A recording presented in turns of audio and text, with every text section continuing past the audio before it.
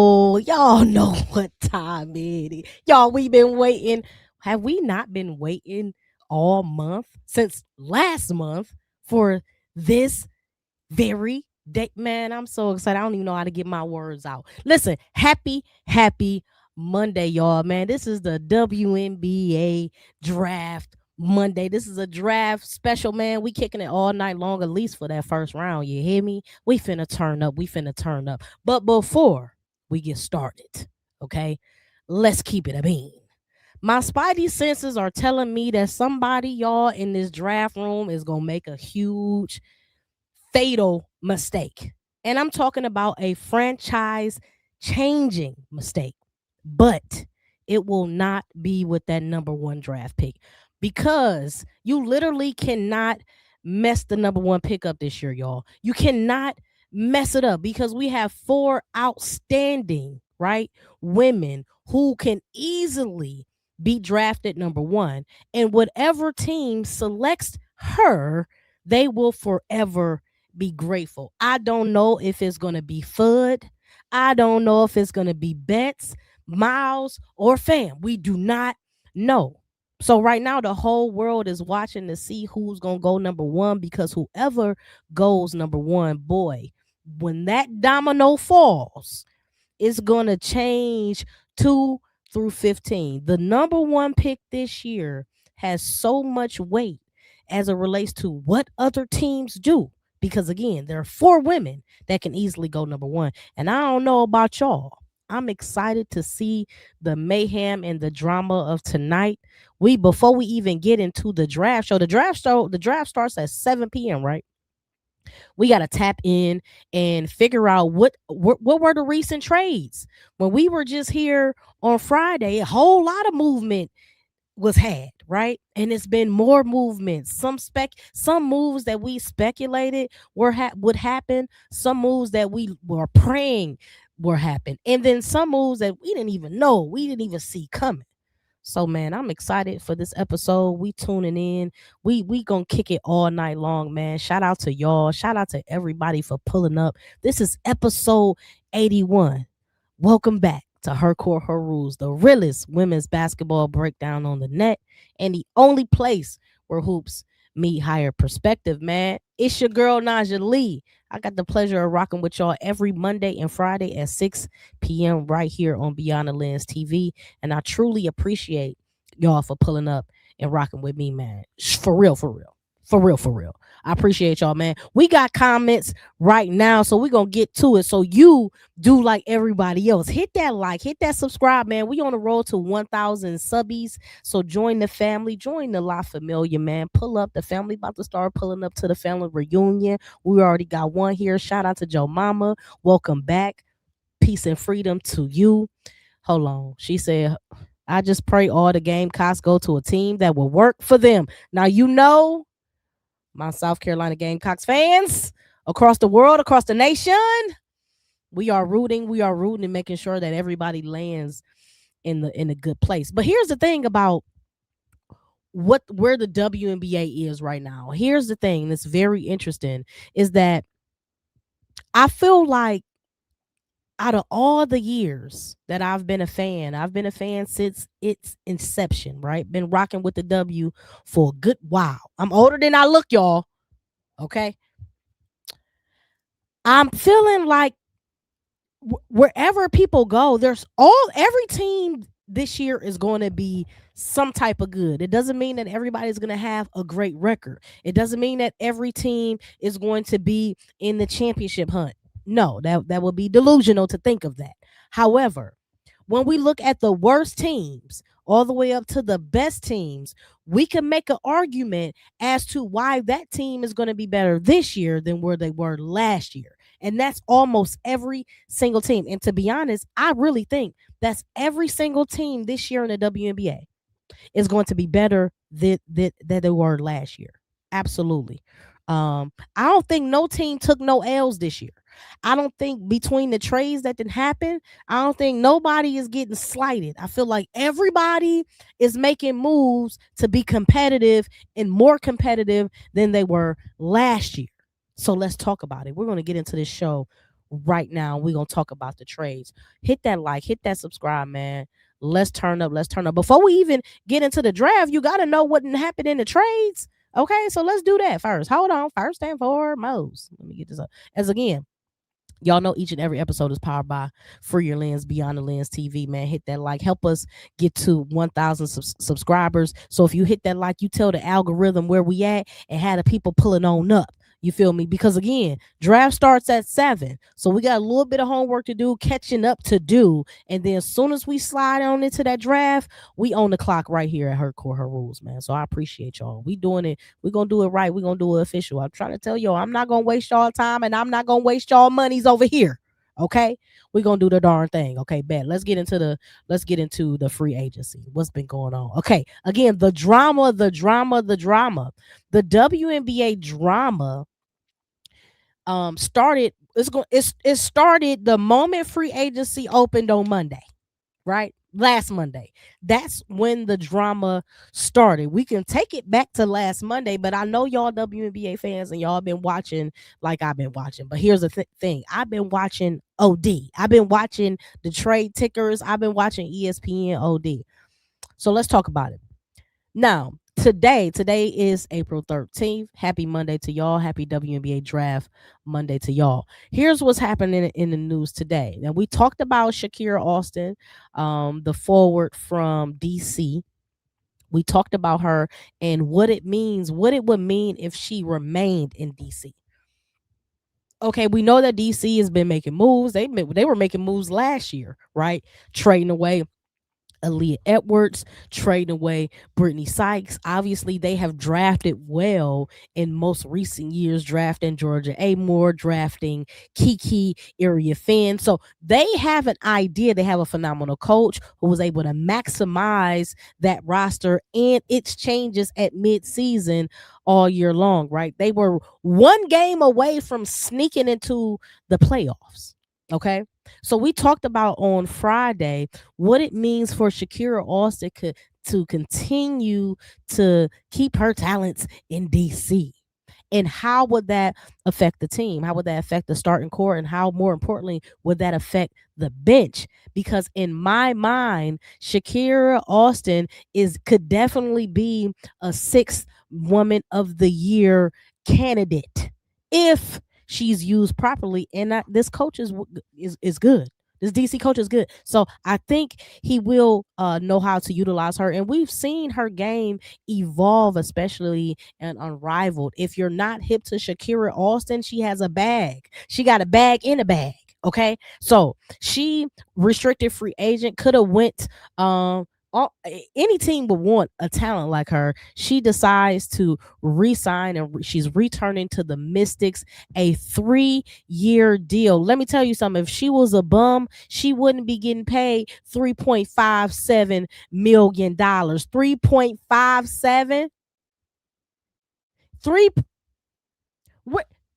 Well, you know what? When my dream was to be in the WNBA, shout out to the Cleveland Rockers back in the day. The ladies were making $35,000. Here we are in 2026. Shout out to the CBA and all the women who were negotiating, locked out in that room for days and days at a time. I know they probably was a little hot under the armpit. It's okay. It's all worth it. You got a lot of money. You can get you a deodorant endorsement. 3.57. That's the number, and that's not a typo. Austin signed an offer sheet with Toronto Tempo, excuse me, last week, and we were worried over here on Her Core, Her Rules that she might be taking her talents to Toronto. Now we did not want that. We wanted her to stay right here in DC. And shout out to the DMV. She is staying, right? The Mystics have matched them. And again, she was drafted to the Mystics. She's played all 3 seasons with the Mystics, and she's going to remain there for the next 3 seasons with the Mystics. I'm excited for her. I'm excited for the organization, and I'm excited for the depth that they continue to develop in DC. I think is going to matter a lot. Also, this matters a lot because why? We look at the draft board. And Washington has the 4th pick. 4th pick. It means a lot. They might not go and get a big, they might need a guard. But listen, if she is potentially in that sixth woman rotation, Shakira Austin might be coming off that bench. That being said, Washington might draft a big. And that's why it's important to keep an eye out on the trade tickers and see what's going on, because you could kind of start to speculate and piece together the puzzle of what these teams might do at least in that first round 1 through 15. We're gonna cover all the picks 1 through 15 right here, so y'all make sure y'all stay tuned at 7 o'clock. Now the next big news of today was Maisha Hines Allen. We figured that she probably would be moving on when Dallas signed uh Alana Smith, right? So she moves over to Dallas. Now we don't need Hines Allen anymore. Hines Allen signs with Indiana Fever today. Okay, let me tell you something about Indiana Fever. I might not like their fan base or whatever, but let me tell you something about the organization. They know what they're doing in the box. They know what they're doing on paper. They know how to sign people and put together a team. Okay.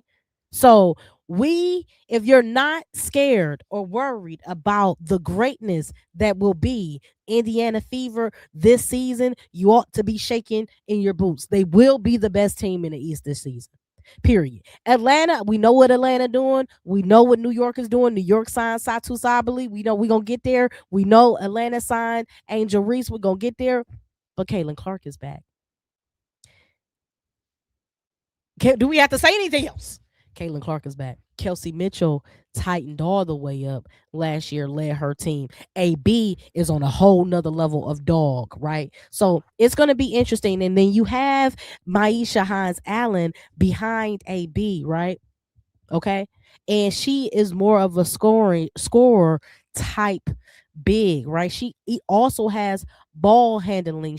We saw her at Dallas kind of being sometimes a point forward where she is really getting the ball moving. She is going downhill with the ball. She has this move, Maisha Hines Allen, where she tucks the ball under her almost like a football player, and she just runs through the lane, right? It's a beautiful thing to see if you're on TV. It would be awful to try to check in the paint, because you're going to have to either try to take a charge or you're going to have to go ahead and get out the way, because the freight train is coming. So shout out to Maisha Hines Allen. Moving on, she's going to Indiana Fever.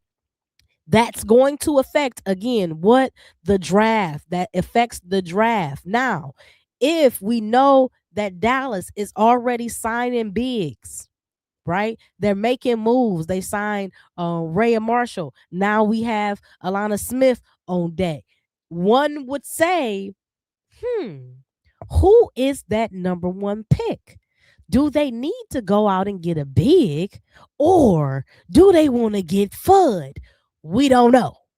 We gonna find out. Y'all let me know who y'all think will be the number one pick. Go ahead and drop it in the chat now. Next, let me get back to this. Next up, what happened today is Stephanie Talbot. She signed a 1-year deal with the Aces. Okay, the Aces are turning up. They were a little late when it came to the trade market. The first player that moved off that team was Aaliyah Nye, and that was through the expansion draft. And the obvious biggest points for them was to re-sign Jackie Young, to re-sign Jewel Lloyd, to re-sign Chelsea Gray. We already knew what Asia was doing. She already said, y'all don't even trip. I'm coming back. Come on. Y'all know I am Vegas at this point. Okay. So not only did Aces grab Stephanie Talbot, they grabbed Brianna Turner, phenomenal defender, great shot blocker. Imagine having Asia as a threat, as a shot blocker, and Brianna Turner as a shot blocker. They also locked up Cheyenne Parker Tyus, who's returning back to the Aces. Come on now. Again, they locked up Jewel Lloyd. She's going into a 3-year, $2.2 million plus deal with the Aces. I mean, it's look at this money that she's gonna be collecting. right? 800 this year, 840 next year, 860 in 2028. I'm trying to figure out where all this money coming out. I say, can I be a water girl, towel girl? You feel me? You know what I'm saying? 50 G's. I go ahead and you feel me? Shout out to the Aces. They also have re-signed Dana Evans. The Aces are locking in their core. They're absolutely focused on defense. Okay. And then they know that they have sharpshooters and microwave scorers that can assist alongside of being great defenders. Like Dana Evans don't get enough credit for being a really good a pesty, feisty defender. Same thing with Jewel Lloyd. She's a type of defender that can check 1 through 3 at times because of her extension, because of her length and her athleticism. So shout out to the Aces doing big things. Moving forward. Moving on. We know Golden State Valkyries, their biggest name on that team was Kayla Thornton, right? She is their MVP last year. She is one of their dogs alongside of Veronica Burton. So it was critical for them to re-sign Kayla Thornton, which they did. She signed a 1-year deal with the Valks to come on back.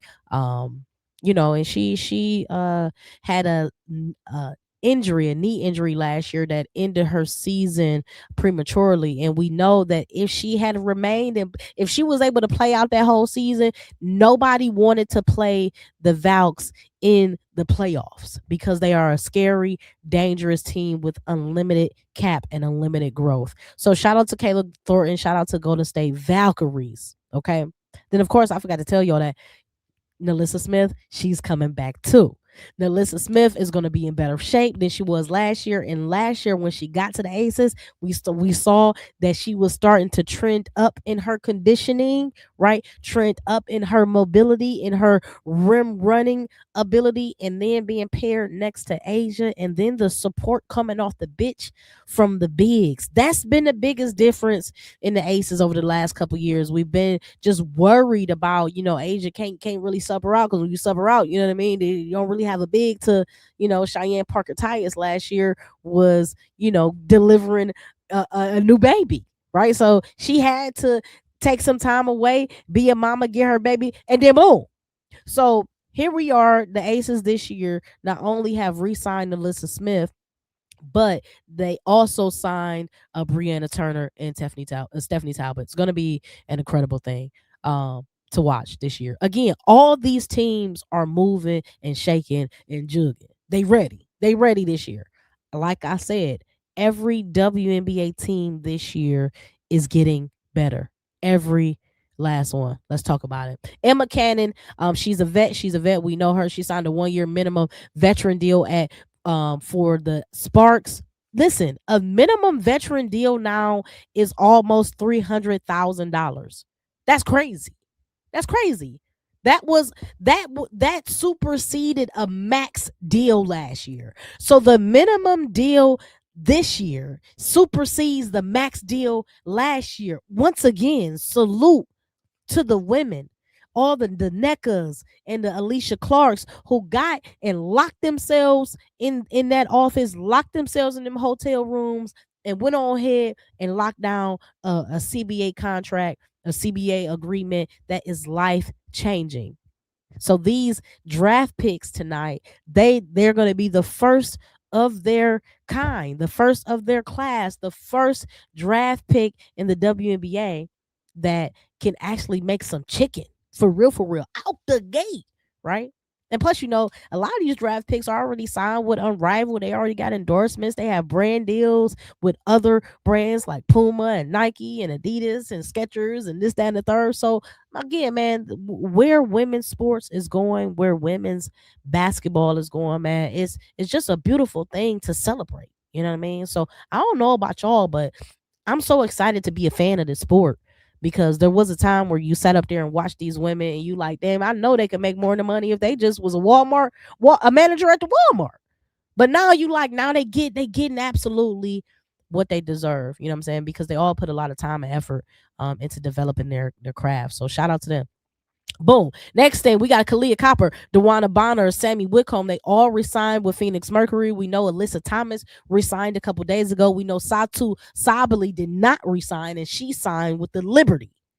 So I still feel like the Mercury need to do a little bit more.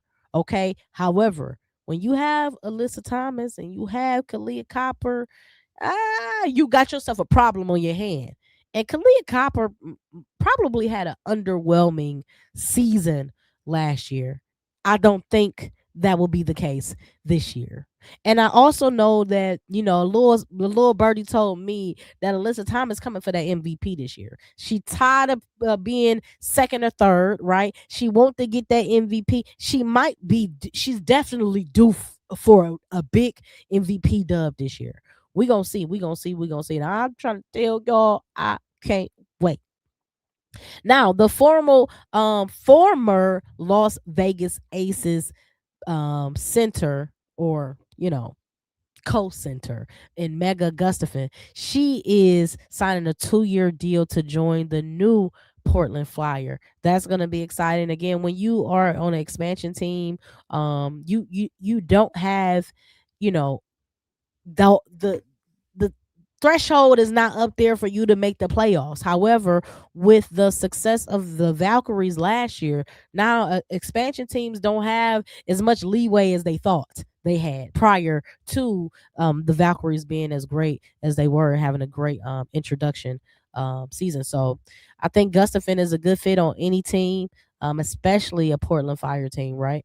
So I think that's going to be fire. Jay Melbourne from the Mystics. She is signing a 1-year deal to Seattle Storm. So they are retooling, beefing up because they lost a couple key players. They lost a couple key players, but that's okay because they got they got a guard back in return from the Sky. I'm sorry, in return from Skylar Diggins going to Chicago, and and Brittany Sykes going to where Brittany Sykes go to? Did she go to Toronto? Toronto. Woo. I'm told you I'm still trying to shake back from this little cold, man.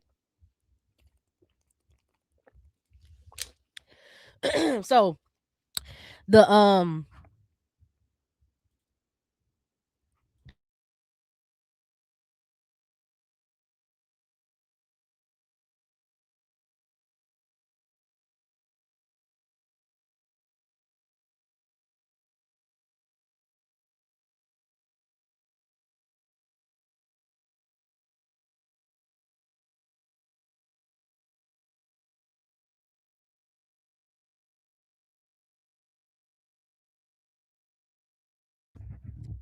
so my bad, y'all. This little cough still got me. That's okay. That's okay.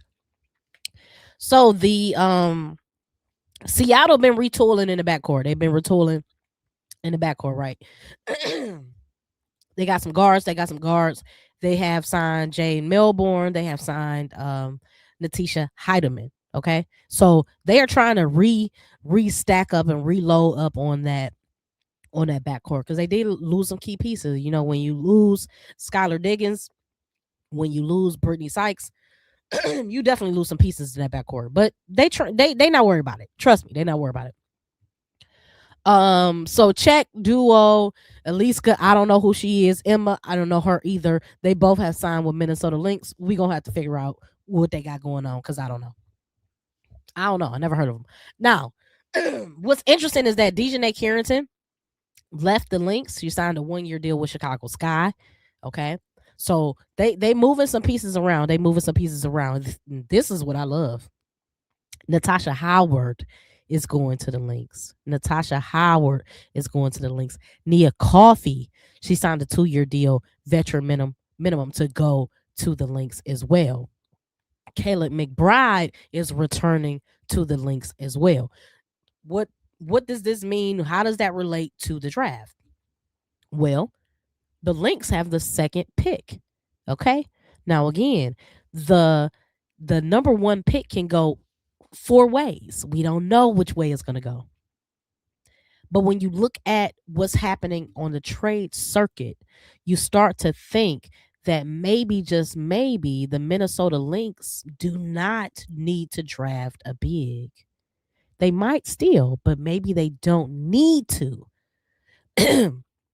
Again, the number 2 through 4 pick is heavily dependent upon what Dallas does. If Dallas go big, they're absolutely going to get Fudd. The Lynx is. If Dallas gets Fudd, they're absolutely more than likely going to get our fam. Okay. So, we should see. And I'm saying our fam over Lauren Best because, I just think Minnesota like international players. So, and they've proven to be successful with them. So we shall see.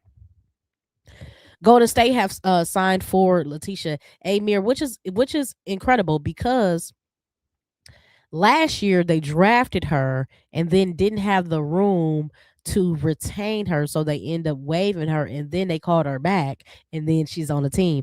She, made the team again. She made an incredible difference on that team with her length, with her agility, with her athleticism.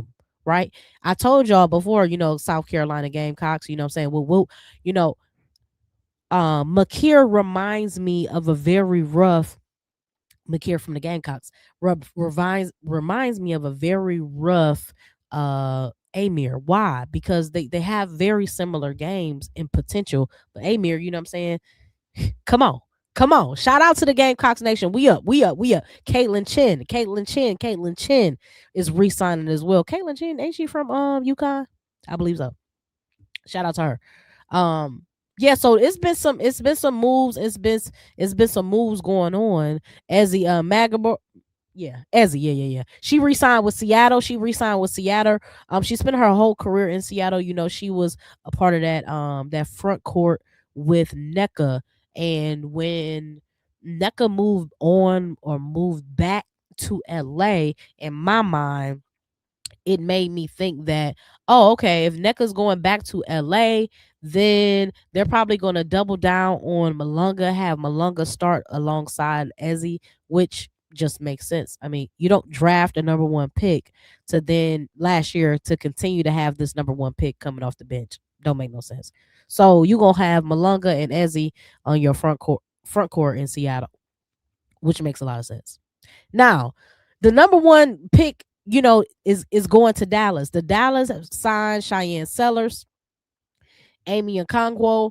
I don't know who this is. Dulcie, I don't know. These are all, training camp contracts, which is happening because of the new CBA, because we have these extra slots. They're not necessarily spots on the team as we are training and as we are suiting up for a game, but they are reserve players that these teams can continue to mold and continue to fit along with the culture, so that if there are injuries, we don't have to look stupid the way respect the way Indiana was looking stupid last year, just pulling something up, making a phone call. Okay, hey, big head, you free? Okay, bet. You feel me? So no, we don't have to do that anymore. Shout out to the CBA again. Golden State, they are re-signing some of their players. They re-signed Rupert, they re-signed Salon. So they're locking in people. Kayla Charles, she re-signed. Courtney Vandersloot re-signed with Chicago. Courtney Williams re-signed with the Lynx. Okay. And then one of the biggest news pieces that we heard in recent days was that Rakia is going to Chicago in exchange for Ariel Atkins. So then in Chicago, you got Rakia. You know what? Let me talk about this Chicago trade a little bit. Just a little bit. Just a little bit. Last Friday, we talked about the Chicago trade and we talked about a potential starting 5, right? We talked about Skylar Diggins at the 1. We don't know who the 2 is. It depends on, again, who Chicago drafts. They do have the 5th draft pick. Chicago has the 5th draft pick. So we know Skylar Diggins is their starting point guard. We don't know their shooting guard. We know there's excuse me. We know their small forward is Rakia. Okay.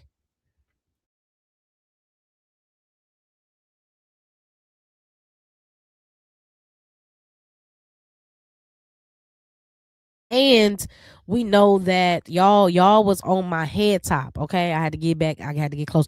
Y'all was on my head top in the comments, and I'm okay with it. I'm okay with it. Y'all was on my head top talking about some. I can't believe you called Camilla a power forward. She's a center. How you got Camilla starting at the power forward with Elizabeth Williams at the center? You know Camilla is a center. What you doing? What you doing, Nas? You got it backwards. Now, the way y'all was on me about me calling Camilla a power forward and not a center, y'all would have thought I said Camilla work at Walmart. Y'all would have thought I said, you know what is my bad. I thought she work at Jiffy Lube. I don't know. No, man, it's just in today's WNBA, you have your combo guards and your combo bigs. If you can play the two, more than likely you can play the point guard or the small forward. It just depends on your size. If you can play a center, more than likely you can play a power forward, right? It just depends on your size and your matchup. So, even though I mistakenly called Camilla being a four in that power forward slot in Chicago, we do know that they will be starting two bigs. We do know that they are not going to be running a four wide or four out with four guards and one big. But there are going to be moments where you have a bigger lineup, where you have a small lineup. Either way, Camila Cardoso will be your starting big alongside Elizabeth Williams, right? She's going to be your center. My bad, y'all. Relax, pipe down. However, I appreciate y'all being in the comments trying to correct me. I'm cool with that.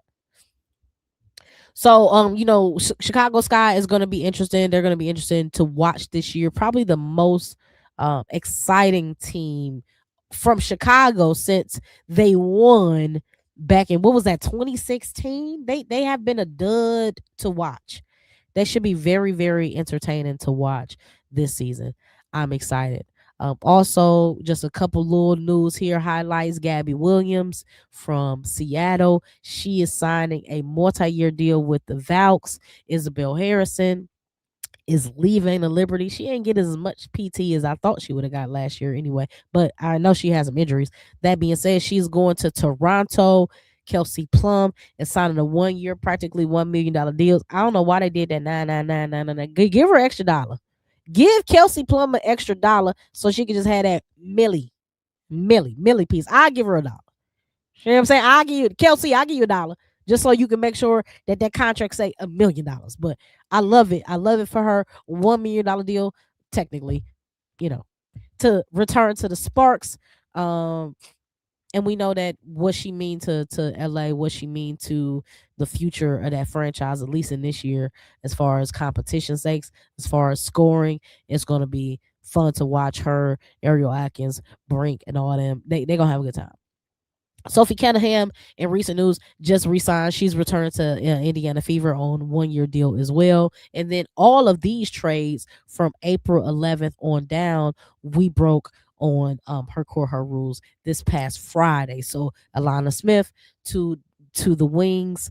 Cheyenne Parker Tyus is going back to going back to Vegas. Stephanie Dawson is going to Seattle Storm.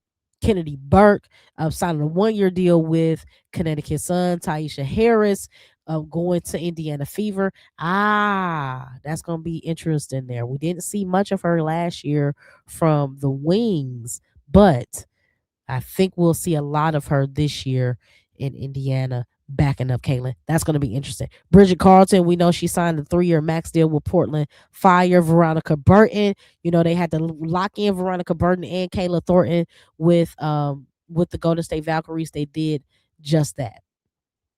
Atlanta, we know what they did. They re-signed Alicia Gray. They re-signed Brianna Jones. They signed Angel Wilson, and now they have re-signed Ryan Howard.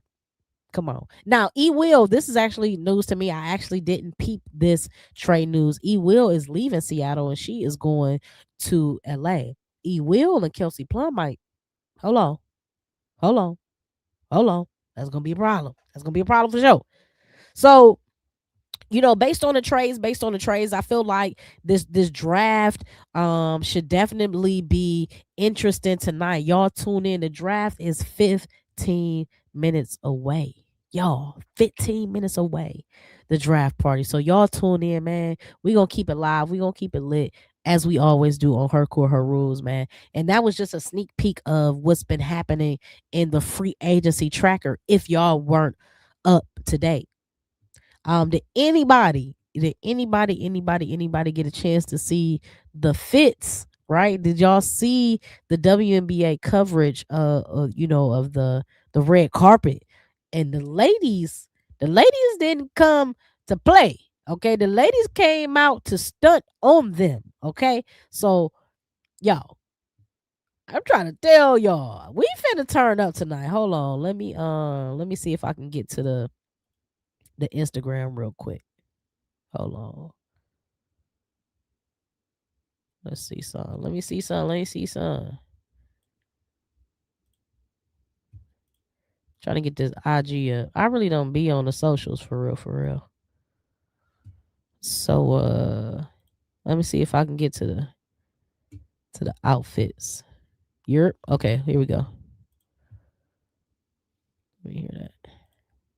Yeah, so we're gonna take a look at some of these pregame fits, right? And then we're gonna probably do this for a couple minutes until we get started with this draft because you know it's turn. So this is Lauren Best. Lauren Best. First of all, I didn't know Lauren Best was gonna slay like that. Come through cheekbones. Come through chisel. You feel me? Come through slay. Okay, so shout out to Lauren Best, man. She said, "Listen, I'm ready to be that number one. I don't give a dang if you drive me 1, 2, 3, 4. I'm the coldest thing in here." That's what she said. Okay, come on. So, she's ready. Okay, Kiki. First of all, UCLA, whole starting five getting drafted tonight. What? Where we do that at? Shout out to UCLA. Shout out to UCLA Bruins. Okay? Lady Bruins, that is. Kiki came out. Kiki came outside to slay.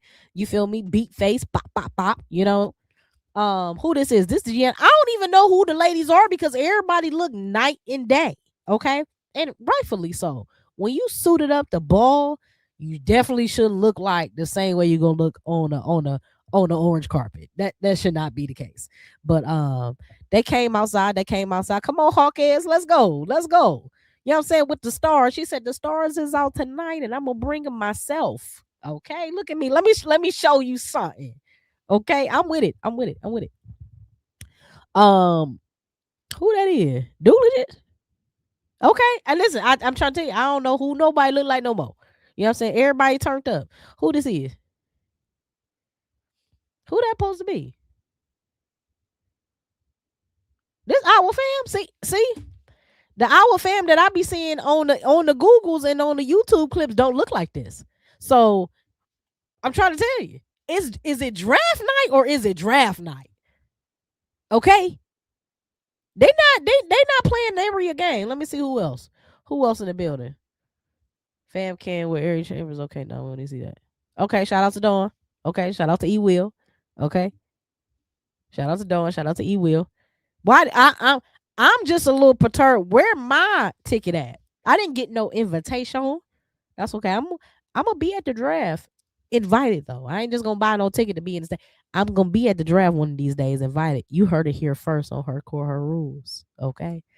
Matter of fact, shout out to Cleveland. Shout out to Cleveland WNBA. We are coming back. We are making our resurgence, and we will be back in 2028. I can't wait. I can't wait. E Will, always classy, always drippy. You know what I'm saying? She's ready. She's ready. She's ready to slay. Slay for the gods. Slay for the gods. And whoever say the studs can't slay, y'all tripping. I'm trying to tell y'all. Y'all tripping. Look at the people, man. Look at the people. You got AZ, you got KK. You feel me? The ladies are outside. Okay, the ladies are outside. Everybody is dapper and flashy and rets to go. That hat is fire. Hold on. Did y'all see these hats? Yo.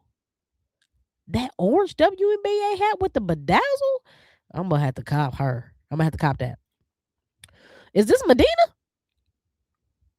That is Medina. Okay, Medina, come outside. Love that suit, girl. That suit is fire. Tanaya? Tanaya, that's you? What can you say? The girls clean up. They clean up well. They went from braids to Broadway. You feel me? Raven. Wait, Raven? Raven. Where's you going with all that on? That's that blazer dress?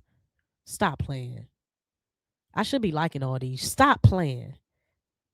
Come on, Fudd. Fudd said, listen, okay, let me put that on one time. Let me stick that leg out and let me make sure you see the muscular. Okay, look.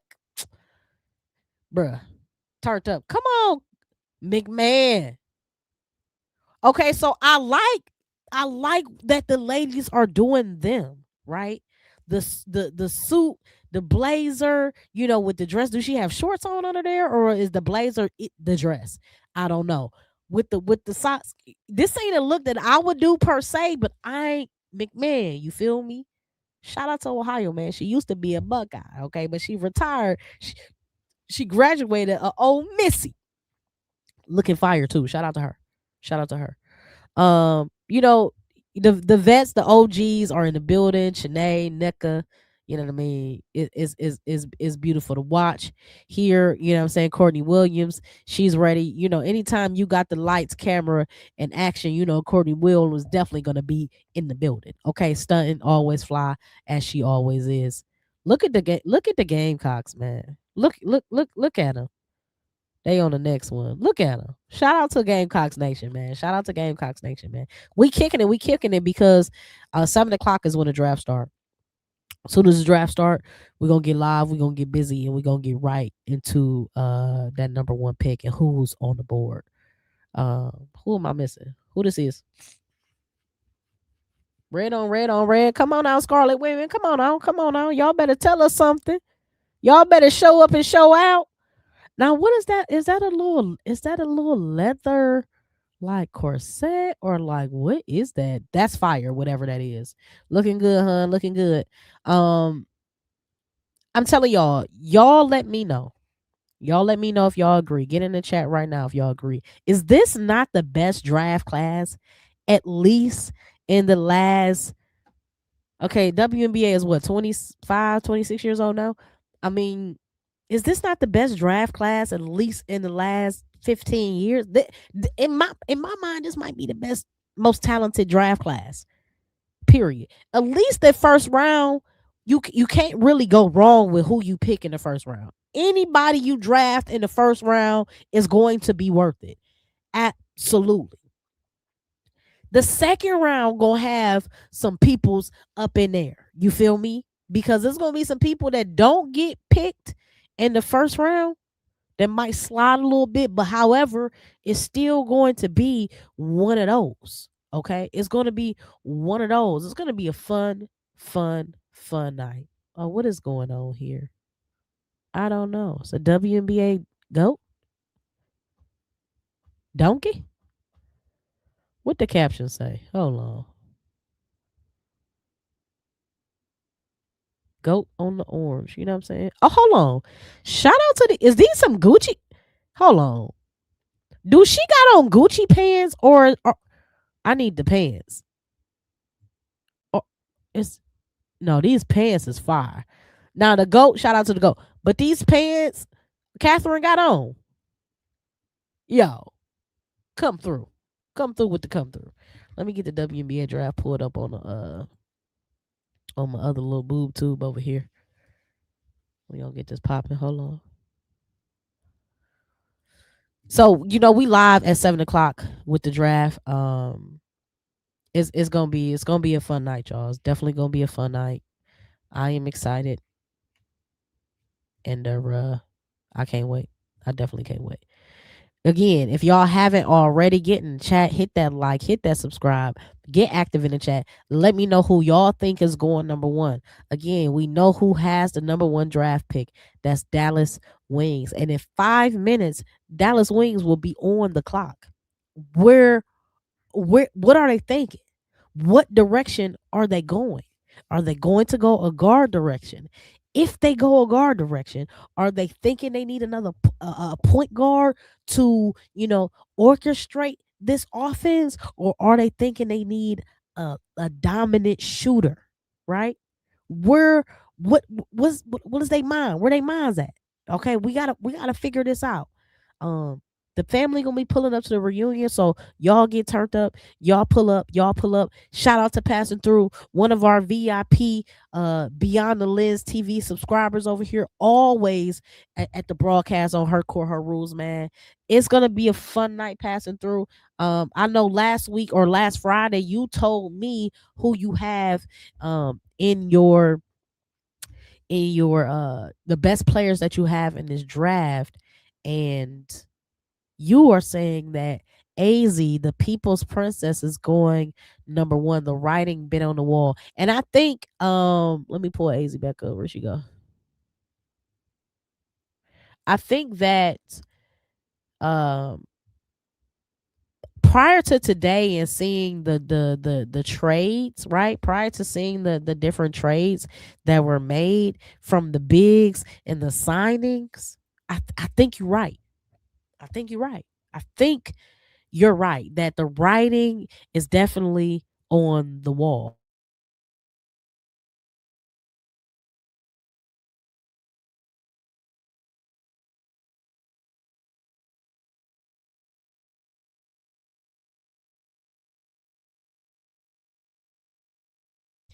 Yeah, AZ, where I'm at with it right now, I really believe that, she's more than likely going to go first. That being said, let's talk about what Fudd brings to the table. We talked about this a little on Friday.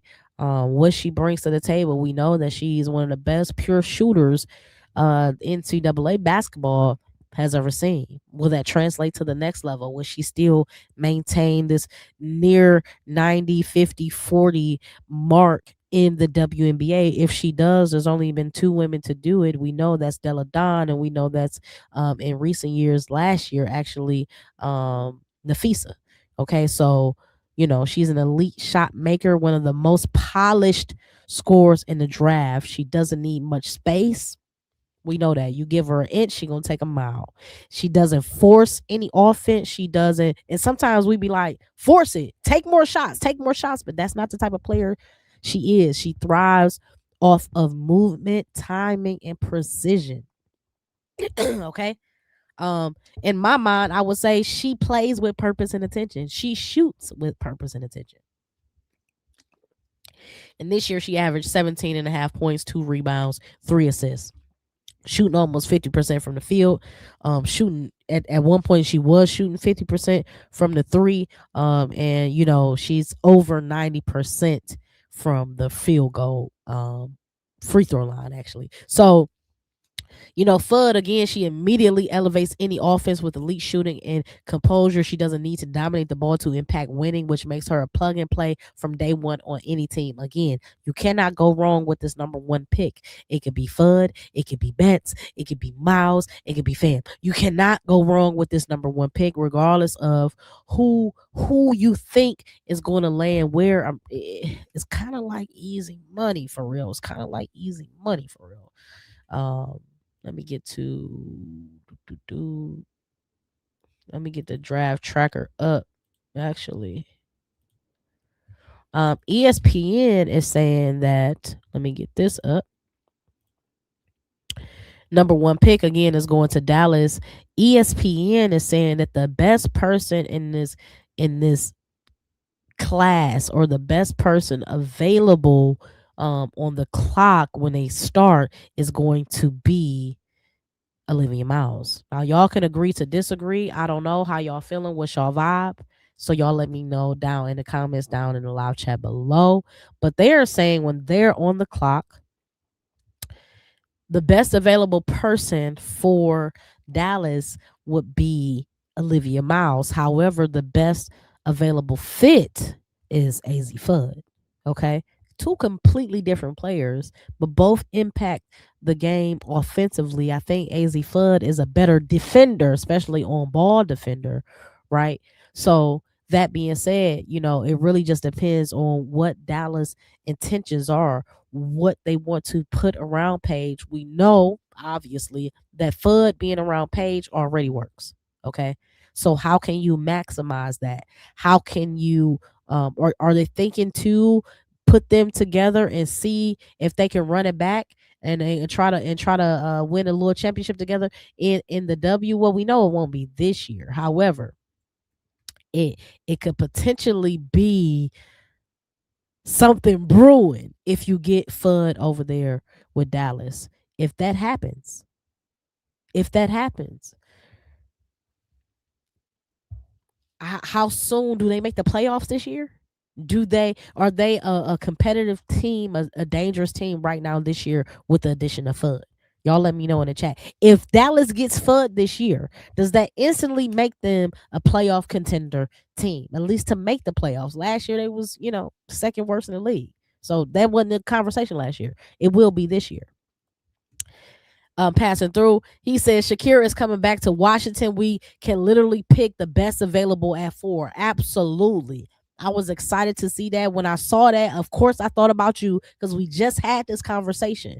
If she stays there, it's going to help round out and cement that front court in DC. Also, by giving you another good defender down there in the paint, but giving you also some power scoring down there in the paint. And because she has extended her offense, she does have a really good jumper. She does have nice ball handling skills, nice footwork, and she can still create her shot and get to her spot on the floor. Even if the defense pushes her out, she can still get back to her spot.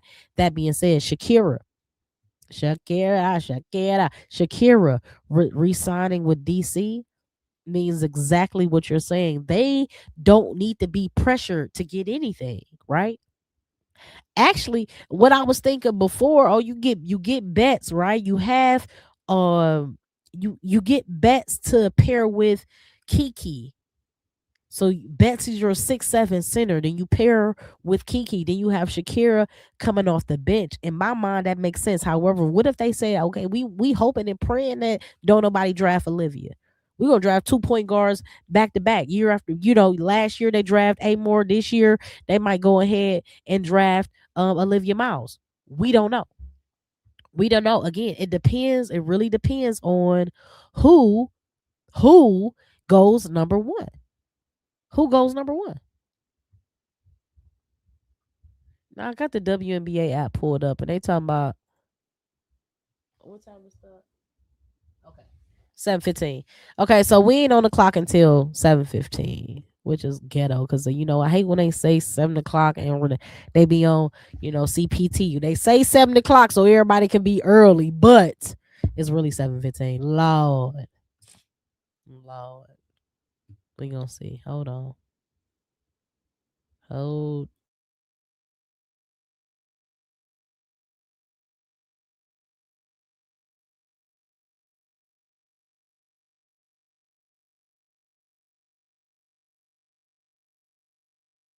All right, y'all. Forgive me, y'all. I might have to pop in and pop out here and there just so I can, you know, get my nose right and all of that. So y'all bear with me today. Shout out to Miss D. Welcome back. Of course, welcome back. VIP, VIP, VIP. Welcome back, Miss D. Um, they're saying that everything starts at 7:15 promptly at 7:15. So, we got a couple more minutes. Again, if y'all have not taken a look at the recent trades, I'm going to put them back up one time. Hold on. I'm going to put these trades back up one time.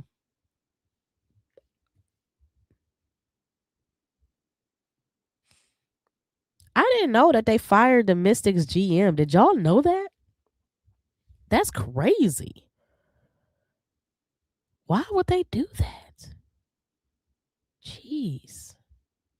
You just never know sometimes what these teams are thinking about. You just really never know. Put this up here too. So yeah, we waiting patiently.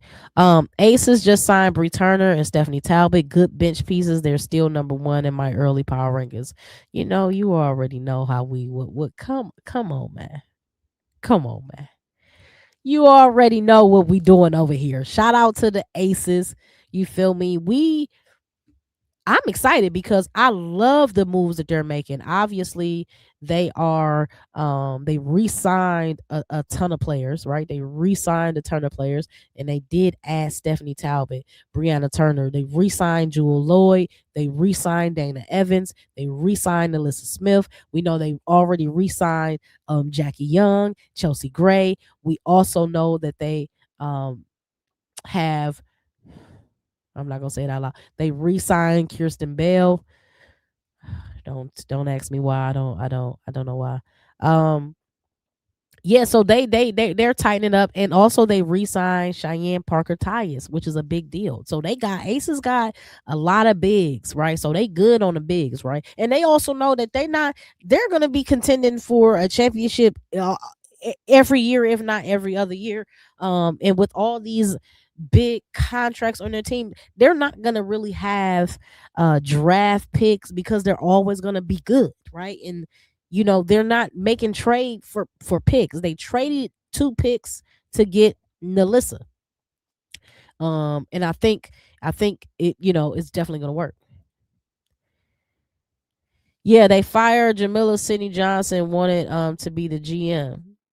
So Sydney is not the coach anymore? What in the Sam Helly is happening? Let me go to the Mystics because I maybe I don't know exactly all what's going on.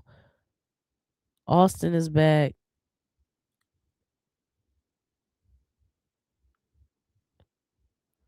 When I click the Mystics, I want to see only the Mystics. I don't want to see all these other people. So let me see Mystics news.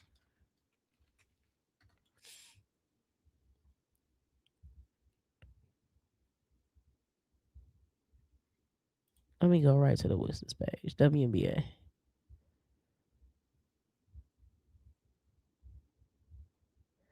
Now we did know that this is cool. This is great news. Della Don, Shamika's whole claw, they're going to be inducted to the Naismith Memorial Basketball Hall of Fame. So that's fantastic news. I mean, if y'all wasn't hip to, I mean, Della Don brought them their first championship. Shamika Cole's claw was a god dang on. I mean, she a legend. So what we talking about? What we talking about? What we talking about? Oh, he is still the coach. Okay. Got you. I believe Mystics former GM Jamila Whiteman wanted to go all in, but the organization wants to take their time and rebuild like they did the Wizards. Um, so I guess I can see the issue there. Like if you're ready to pull the trigger right now and go ahead and make sure you lock in one of those, you ready to go. So I guess it's just two different clocks. And obviously we're about to be on the clock here shortly. So I guess it's just two different clocks and outlooks of how you want to um manage this team's current success and future success. And I'm kind of torn. I do like the slow growth because again, you still got to figure out what you have with Georgia Amore. We don't know yet. We don't know if, which I think they might mess around and go get a point guard because we don't know if she's going to be who you drafted, right? We just don't know.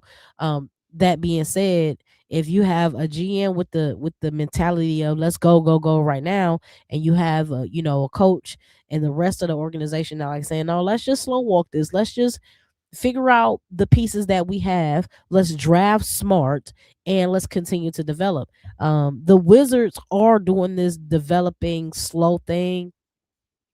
They obviously are tanking to get that number one pick, if not number one, number two, more than likely. That being said, they have drafted pretty good in recent years as well. It hasn't equate to winning, and that's okay.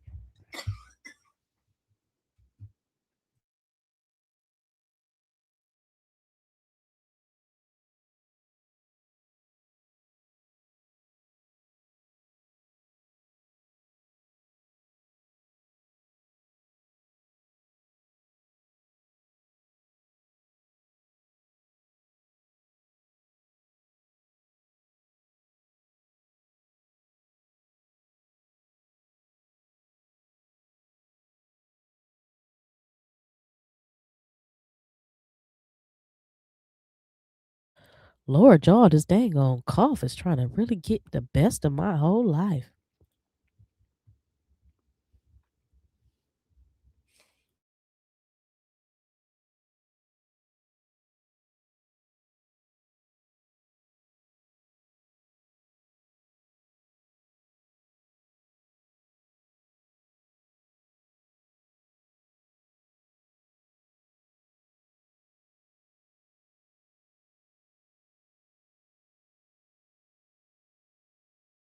All right, we back. We back. We back. We back. I told y'all, thanks for bearing with me, man. I'm telling you, it's going. We gonna get through this episode, though. I'll tell you that. I'll tell you that. All right, let me get this. All right, because we 4 minutes away. They need to come on, come on, come on. We should already be in the third pick by now. You feel me? So that being said, I think I like the moves that they're making with Washington. I like the slow and steady race. See what you got. Continue to develop. Let the rest of the people in the East, race to the finish line. Atlanta, Indiana, and New York, and you just stay right there on their heels. You just stay right there on the heels. Again, last year they were one game away from making the playoffs. One would think if Brittany Sykes stays on that team, they make the playoffs, but they didn't. So there we are.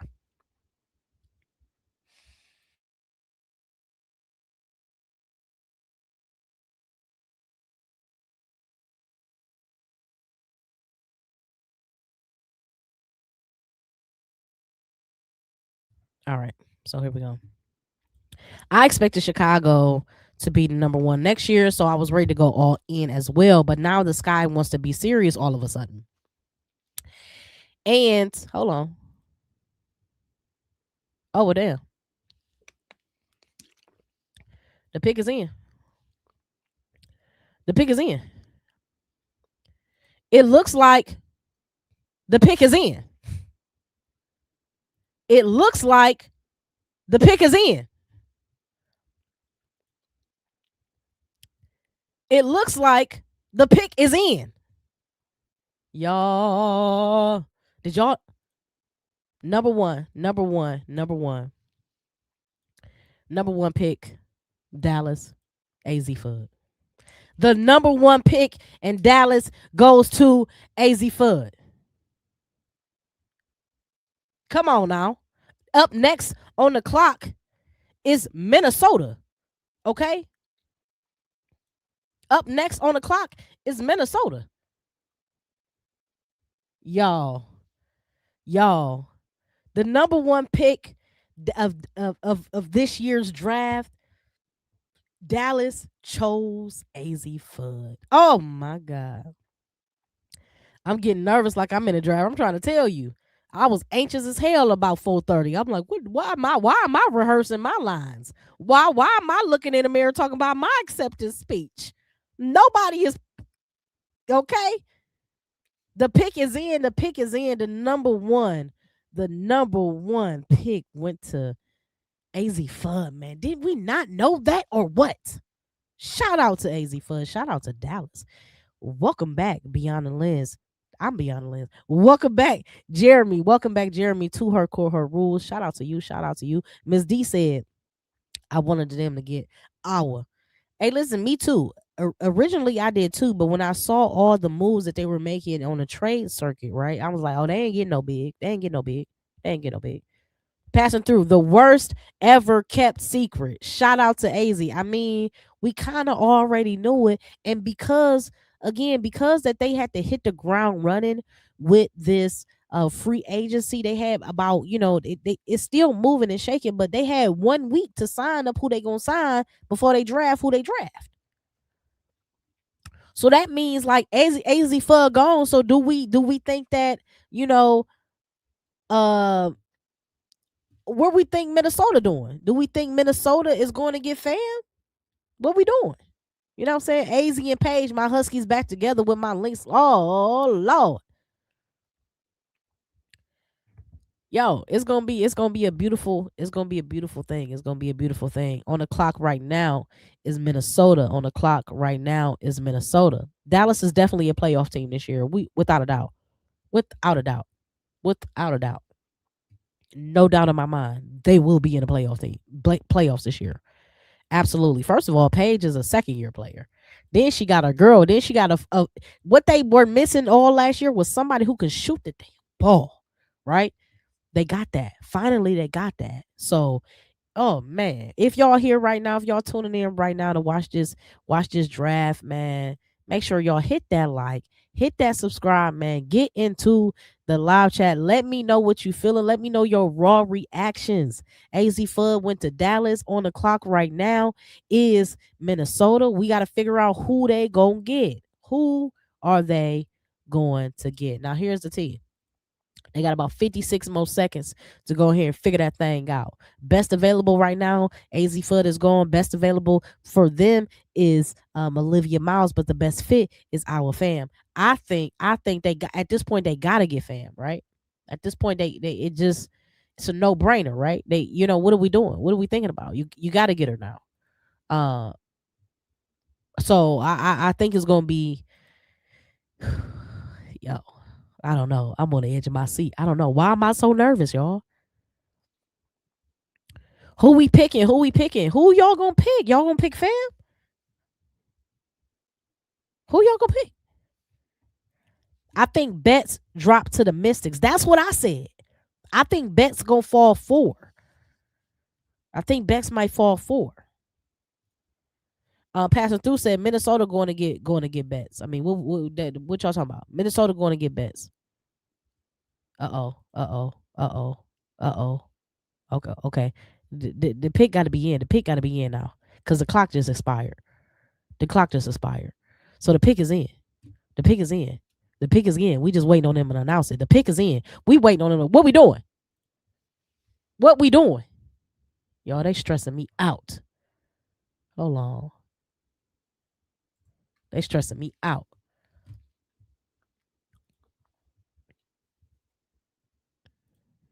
They stressing me out.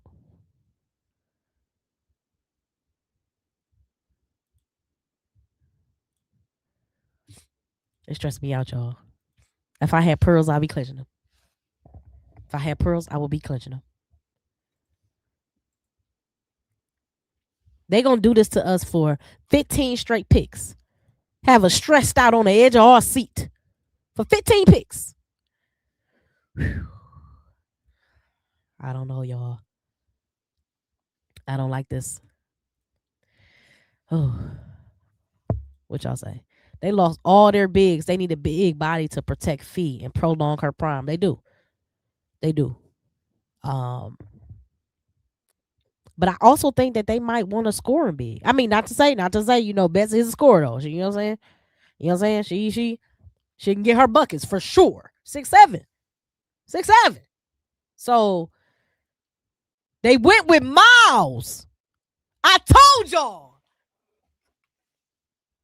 Oh, actually, I didn't tell y'all because I didn't think they was gonna go with Miles. I thought they was gonna go with Fam. Oh my god. The pick is in. Minnesota went with Olivia Miles. They went with a point guard. She's gonna learn under Courtney Williams, who re-signed. She's gonna back up Courtney.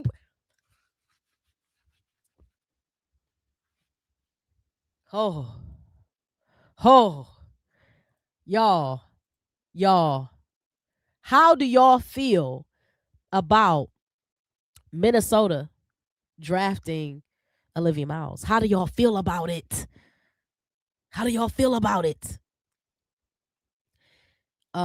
Ms. D said, I don't like that. You think they needed a big. I think based on what they signed, they might have been all right with the bigs. However, because y'all know they got Natasha Howard. Now she a little bit older, but she'll work. She was banging all year round with Indiana. She'll work with them. They got Olivia Miles. They said my point guard. Do you think about their point guard and their shooting guard in Minnesota? They both 30 plus. You know what I'm saying? They little. So they got youthful point guard to run with feet. And Miles is like Magic John. Oh Lord. Miles should have went to the Storm. Olivia's not a 2. I wanted them to go big, but maybe they want a point guard though. Maybe Olivia Miles. maybe Olivia Miles comes off the bench. It's Olivia's team now. Fee is still her, but we know how Olivia plays. She's going to have the ball in her hands. Bets going. You saying bets? Okay, so on the clock right now, obviously, is Seattle. On the clock right now is Seattle. On the clock right now is Seattle. You're saying bets is going to Seattle. Lord.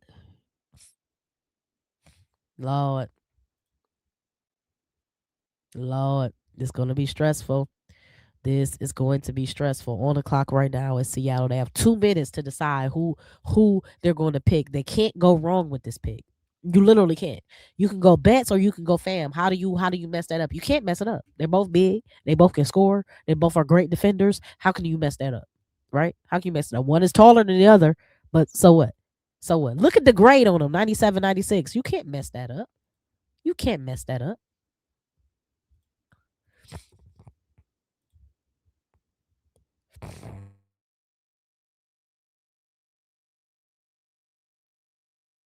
You absolutely cannot mess that up. Let's see. Let's see. On the clock right now is Seattle. And here we go. We got a couple minutes left. We got 1 minute and 13 seconds before they figure out what they want to go do. Liv should have had her goggles on. Facts. Facts. Why she ain't do that? That's a staple now at this point. You feel me? It's a staple at this point. Like, what we doing? What we doing? Yo, I can't believe. So, right now, so far, this is what we got. Fudd going 1, Dallas. 2, Olivia Miles, Minnesota. 3 is going to either be between Iowa and Lauren. Who do they get? Which way do they go? The suspense is taking me out. It's taking me out. I don't know what to think. We have 20 seconds left. What are we doing? What are we doing? 20 seconds left. My little chest. The palpitations, boy. Sound like drumline right here on my chest parts. Okay? All right, we got 2-1. Okay. The pick got to be in now. The pick has to be in now. The time clock has ran out. They got to figure out what they want to do. And the pick is in. And the pick is in. Now they just got to announce that thing. Now they just got to announce that thing. Now they have to announce it. Okay? We're excited. Are y'all excited? Are y'all excited? Because I'm lit. Okay. Iowa or bets? Ooh.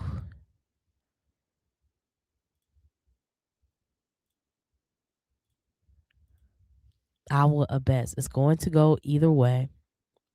You can't lose with picking bets over fam or vice versa. You absolutely can't lose. Ms. D said, yeah, Olivia with the goggles, that would have been fire. That definitely would have been fire. That definitely should have been a wave today. That should have been a wave today. I'm trying to tell you, you catch me on a red carpet. You think that the ladies did, you catch me on a red orange carpet, any color carpet, besides my living room carpet, I'm going to show out. You feel me? When the WNBA finally hit my line and say, hey, yo, Naj, we love what you do, girl. Go on, pull up on us. We got you an invitation, right? Come on, pull up on us. Say less. You say less. Okay? I'm going to have the coldest custom you ever seen. You feel me? Made by my mama, too. Because she a seamstress. Okay?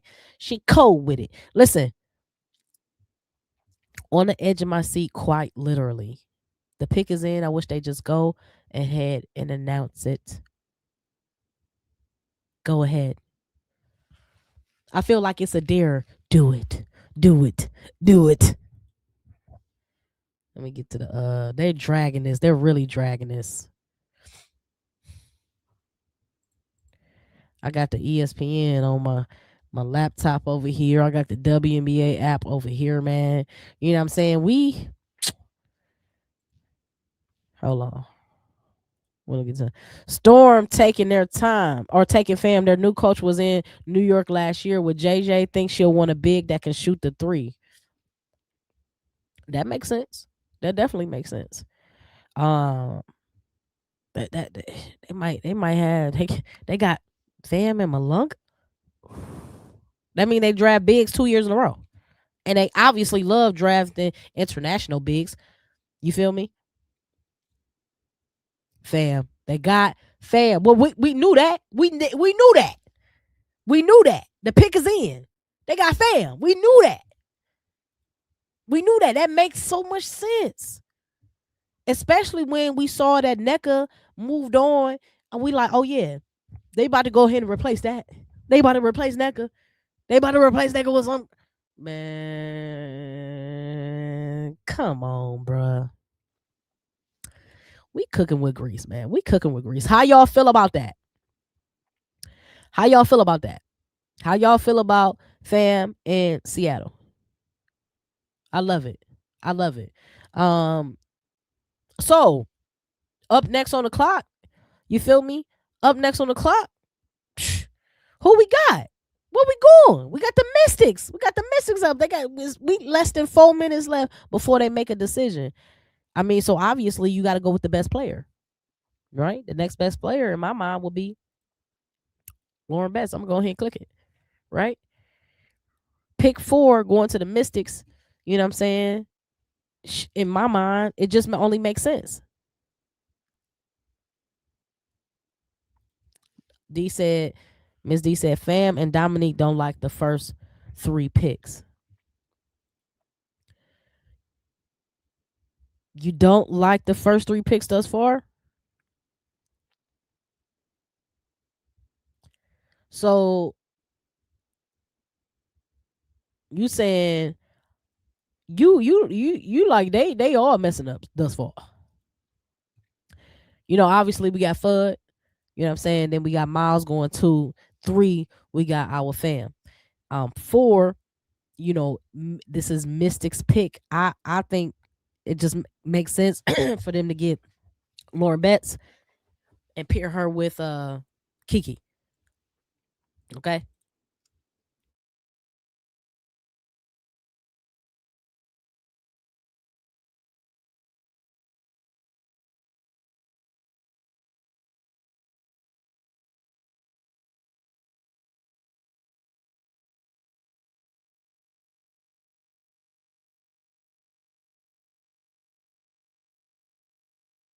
You're not going to be able to get anything in the paint with Seattle. Absolutely not. Betts would have been better. Dominique is not a third. You know, for me, I wanted best to fall fourth anyway. You know, I wanted best to fall fourth anyway. I just like her in DC. That's just me. That's just me. Okay? That's just me. But now passing through, doesn't that just solidify what we're saying? Dominique is not a 3. No, she's not a 3 at all. But you probably bring Ezzy off the bench. You probably start Malunga and Fam, right? And you probably bring Ezzy off the bench. You know what I'm saying? You probably do that. Passing through, doesn't that now mean that Shakira Austin is their more than likely de facto 6th woman of the year coming off the bench now? Because at this point, you know they're going to get Betts. You just gotta, right? You just gotta. So, you know, they got 1 more minute to go ahead and figure that out. Betts or Flaw to Mystics. Now they can go Flaujae. They can go Flaujae. But I think that if I'm Chicago, I mean, if I'm the Mystics, you can definitely go Flaujae. You cannot mess up by drafting Flaujae to the Mystics. That can definitely work. I think Chicago is really praying that they don't draft Flaujae. That's what I think Chicago is doing. Um, and I'm praying that it goes how I want it to go too. I want Lauren Betts in DC, and I want Flaujae in Chicago. I love Lauren in DC. We winning the points in the paint, rebounding battle every night. Shakira gonna start. She got a 3-year max deal for 3.6. Yeah, but then what you do with Kiki? You start all three of them? That would be crazy. Kiki, Shakira, and Betts, or you saying you don't start Betts? But you gotta start Betts if you draft her top 5. Kiki to the mixes, her DC connections. Now, now, you know, that might be some as well. But I don't think Kiki that high in a draft.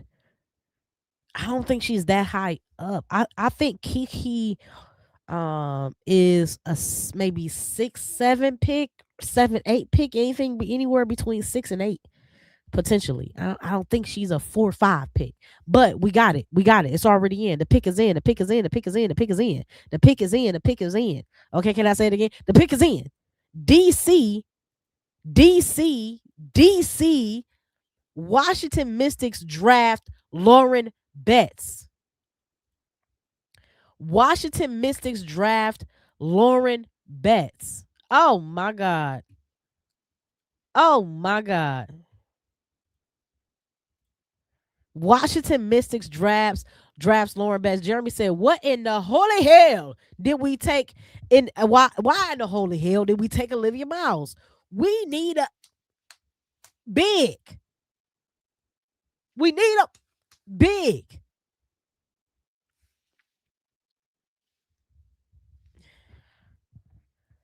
Betts to the Mystics, man. Yo, Lauren off the bench in year 1. Shakira might get moved mid-year or next season for picks in the 2027 draft. Now, now DC is known to trade some assets in the middle of the season, especially after last year. They absolutely demonstrated that just because they got you, just because they pay for you, don't mean they gonna keep you. You feel me? So, you know, yo, I don't know. I don't know. Flaw is a sky. I believe absolutely. I believe Flaujae going to the sky. I think it's a no brainer. I think it's a no brainer because again, you got Skylar Diggins. They did everything this offseason but go get another shooter scorer, right? Another shooter scorer. So yes, can she become a better shooter? Absolutely, and I think she will. You got Skylar Diggins. You got Flaujae. You got Rakia.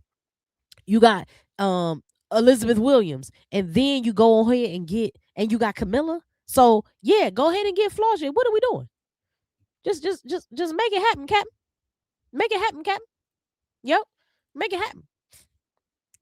They got 2.5 minutes. Make it happen. Make it happen. It's either best available, best fit. Is Flaujae is absolutely the best available player. They're saying that the best fit for this team is Cody McMahon, right? A 6-foot point forward, just all around offensive, defensive player. Could she fit right in on this team? Absolutely, of course. But I think they need Flaw over Cody McMahon. I think they need Flaw over Cody McMahon, in my opinion. I got Cody McMahon going next though. I got her going to Portland Tempo. That's where I think I got Cody McMahon going. Tempo tried to sign Shakir, but we matched the offer. We can hit him up for their 2027 first round pick. Yeah.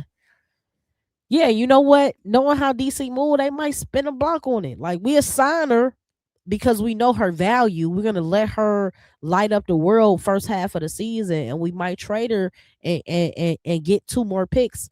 You know what I'm saying? Definitely that 2027 first round pick. They might snatch something up for 2026.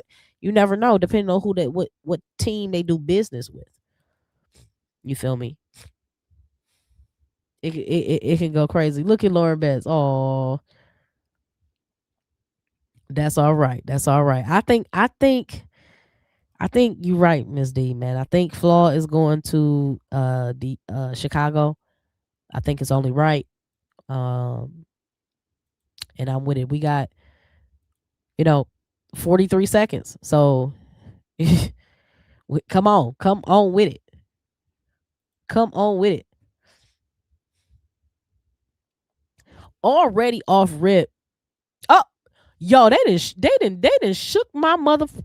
Yo, the pick is in. The pick is in. The pick is in.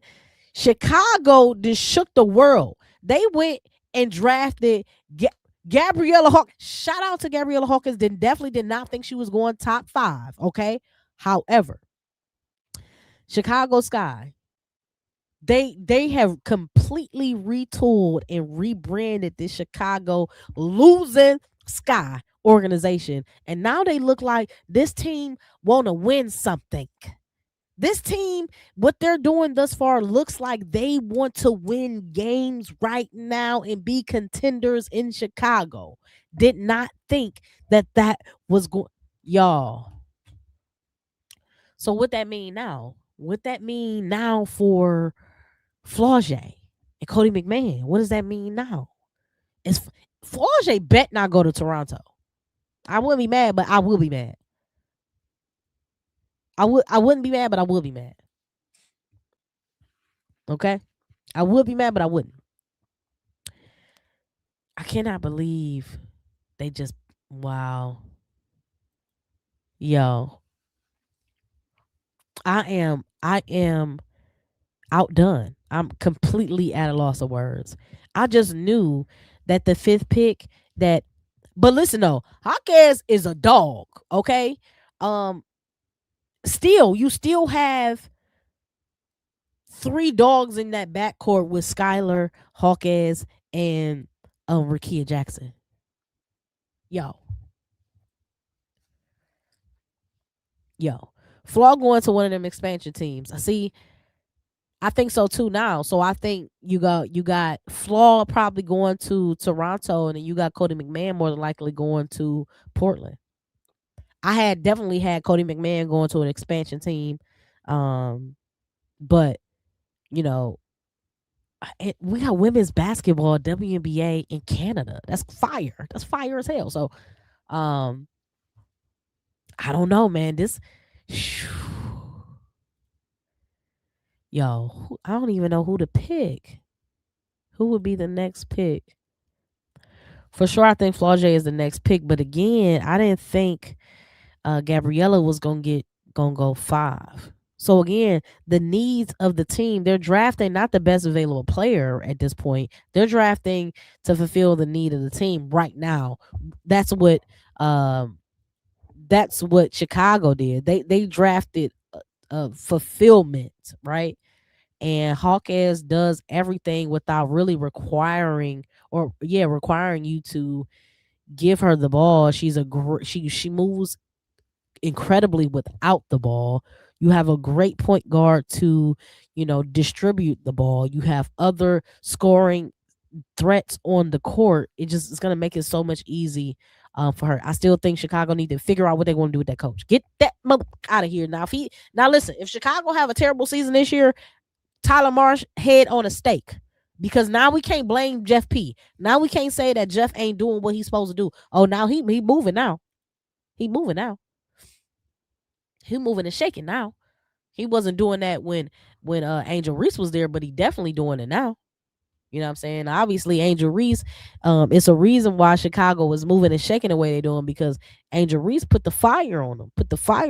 And so when you then trade Angel Reese, you got to do some remarkable things to shore up your fan base and provide that confidence in your fan base that, hey, you can trust us. We do want to win. Because on the outside looking in, it just looked like they was just here for a check. You feel me? What kind of check? I don't know. But they were just here for, just to say we here, baby. Just to say we got a team. But it didn't seem like they were there to win. Tonight, everything has changed. This last week, everything has changed. Hawkes, like passing through, says Hawkes is a beast on both ends. I just can't see her being a star, though. What if she doesn't have to be a star? What if she is one of those players that, especially in the playoffs, just shows up and shows out. Regular season, she could probably be regular season, but playoff time, I think Hawkins, you have her on your team. Hawkins is a problem. I don't think she's gonna be one of those players that's kind of like in the running for rookie of the year. But again, anything can surprise us for sure, for sure. And this year, you know, what, I mean, the pick is in. We waiting on them to drop it on my end, but the pick is in. Toronto is on the clock. They have dropped their pick. They know who they got. They know where they going, and I'm just waiting on them to release it to the people. You feel me? Toronto Temple is on the clock, and the pick is in. The pick is in for Toronto Temple. They can either go Flaujae or Cody McMahon. We really don't know which way they're gonna go. Because I just knew for a fact Flaujae was gonna be in Chicago. If I was betting, which I don't because I don't co-sign gambling, but if I was, I would have lost a bunch of money because I just knew Flaujae was going 5 to Chicago. You know what I'm saying? Hopefully she can come in right away and contribute. I think she will. I absolutely think she will. Um, I also don't think that Chicago still has anything to lose. I mean, she is Chicago. Chicago was the worst team in the league. So I mean, if they become like the 5th worst team in the league, they still doing better. You know what I mean? They spent a lot of money, but they still doing better. Shout out to Dion Cardi. Welcome to Her Core, Her Rules. Respect. Big up to you and your audience. Respect you. Respect to you pulling up to Her Core, Her Rules. We do this every Monday at 6 p.m. Monday and Friday at 6 p.m. So I appreciate you for pulling up to our draft special tonight. And y'all forgive me again. I'm still a little under the weather. I'm still fighting it, but we fighting a good fight. We fighting a good fight. We waiting on this pick to drop. The 6th pick for Toronto Tempo. It's gonna be coming in soon. They taking their time. That's okay. I guess they said y'all got all night tonight. We don't, but we don't have all night. That's the thing. We don't. Again, if you're new here, hit that like, hit that subscribe, man. Pull up to the live chat. Let me know your feeling, your vibe, your raw reaction. If you on the replay gang, shout out to you. Let me know how you feeling about what's taking place today in the draft, the 2026 WNBA draft. Leave it on the comments. And of course, if you are in the live chat, man, it's always love in the live chat. Always respect. This is one place where everybody's voice is heard. I don't care what your opinion is. I don't care who your favorite team is or your favorite player is. Drop that information in the chat. Let me get to know you. Let me get to know who you pushing for. And it looks like the pick is in.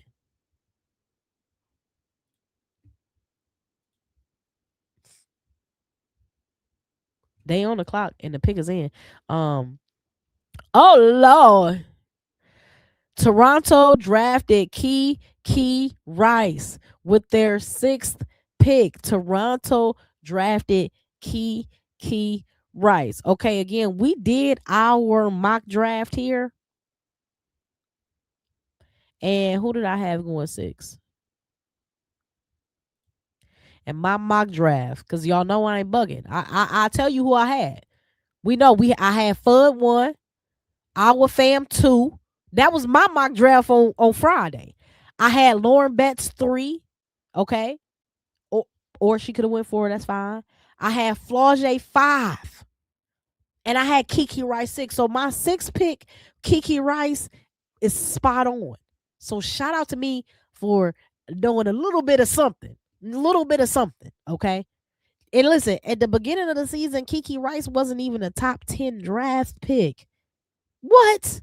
Shout out to Kiki Rice, man. What a phenomenal finish to her career at UCLA. Went out on a bang. What? Shout out to Dion. Love your comments, man. I appreciate you and you engaging in the live chat, man. I love engaging with the live chat, man. Y'all make this stream lit. You feel me? Miss D said Kiki Rice. Okay. Yeah, man. Yeah, man. Kiki Rice is going to do great things for that expansion team in Portland. I'm sorry, Toronto. They needed a point guard. They needed a point guard. And let me actually see Toronto tempo roster now.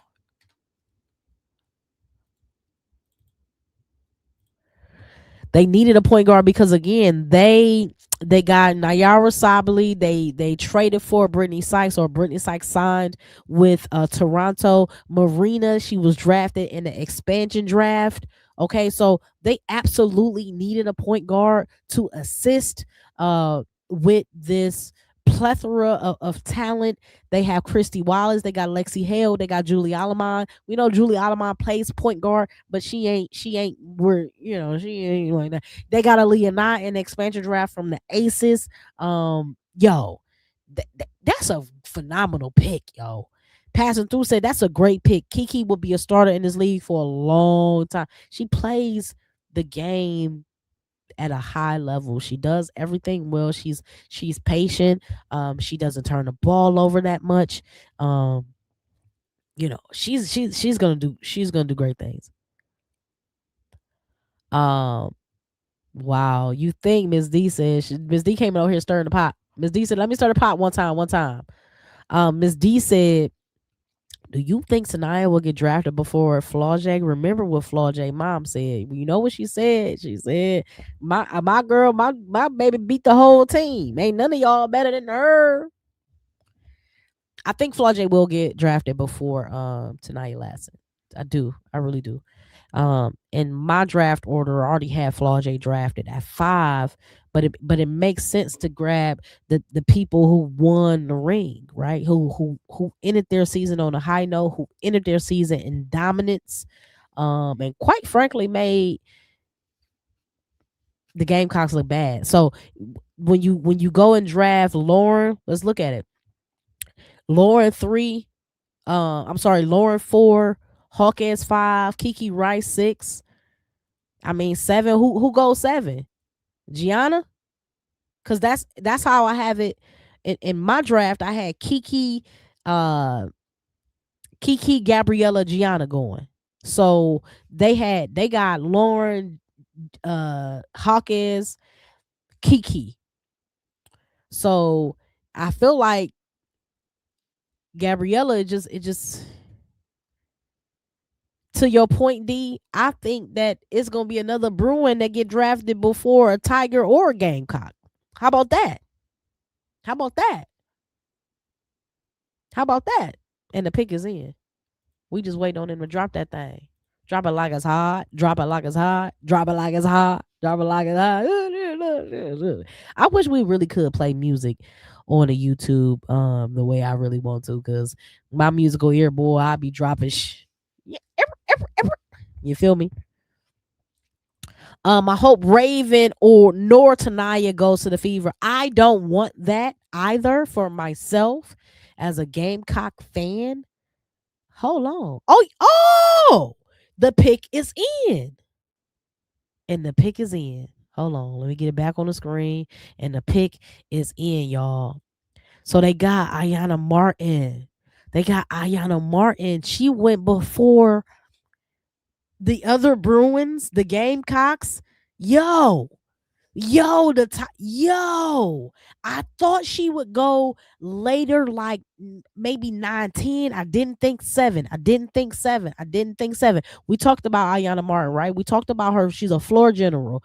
Um, with touch, right? She plays with pace and control and confidence. She's not afraid of big moments. This is going to be perfect for an expansion team, right? You can continue to. She's a plug and play type of person as well. Strong pick and roll guard with a feel for shot creation off the dribble. Okay. Ow! Wow! Yo, they are really.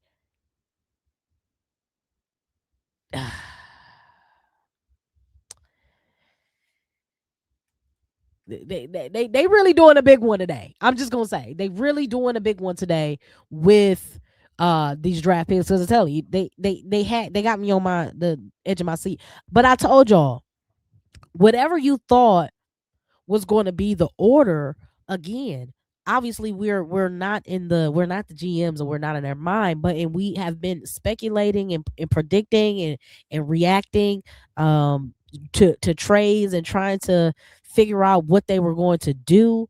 Um but with the expansion teams, they they are building from absolute scratch, and they have the pleasure and the privilege of really picking something off the wall, right? Something that maybe somebody we weren't that familiar with. So I was under the assumption that Flaujae and Cody was probably going to go to one of these expansion teams off the gate.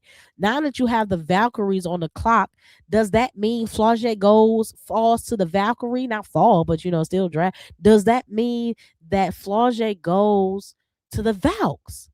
And the pick is in, the selection is made, and they didn't take all that time. Valkyrie said, "Oh, we know who we gonna get. Okay, we already know who we gonna get. We already know who we're gonna get." Selection is made. Selection is made. They select Flaujae. That makes sense. That that makes sense. Flaujae to the Valkyries. Flaujae to the Valkyries. Yo, that's lit. That's lit. So now it makes sense. It absolutely makes sense for them to pick Cody McMahon. Okay, so let's talk about it, my DC fans. Cody McMahon with DC. You get another ball handler. You get an aggressive scorer. You get another great rebounder, right? You get a great defender. That's not surprising. Their GM is from Golden State. They drafted international last year. I mean, half their team. I think 80% of their team was international for real. Plus, Portland expansion draft was heavy on international players. I think that's what we're going to see from expansion drafts moving forward. Now, I hope they don't do that with Cleveland and Detroit. Okay, and Philly, they better not do that. Miss D, you're right about that. I was going to say it, but I'm trying to keep all smiles tonight. Portland don't want no sister. She said it. No, they don't. They don't. I was hoping so. I was hoping so. I was hoping so. I love that Flaujae is in Cali. Do y'all know what that means for Flaujae's brand? Flaujae in Cali? Yo. Do y'all know what that now she did shout out to Miss D. Oh, it looks like my baby is better than your whole team. Shout out to Flaujae's mom. Maybe she wasn't lying there. Maybe she was right. The Flaw was shocked. She absolutely was shocked. She's like, stylist killed it. Her stylist killed it. She said, I told my stylist, listen, the draft is at 6:30, you feel me, 7 o'clock, and then the Met Gala is right after. So I need to be able to have something on that I can do the hippity hoppity and just slide on to the next event. And she did slay. She did kill. She's gonna look great in that purple and black over there. She's gonna look fantastic. Um, I'm excited.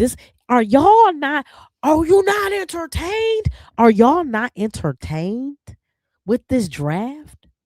Are y'all not entertained?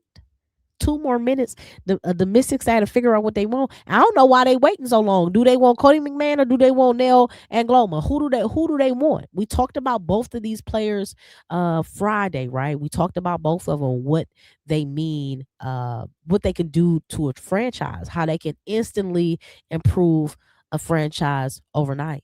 We're gonna find out. I wanted Valks to get Enrique or Kalia in free agency, but the big four is a nice consolation prize. True.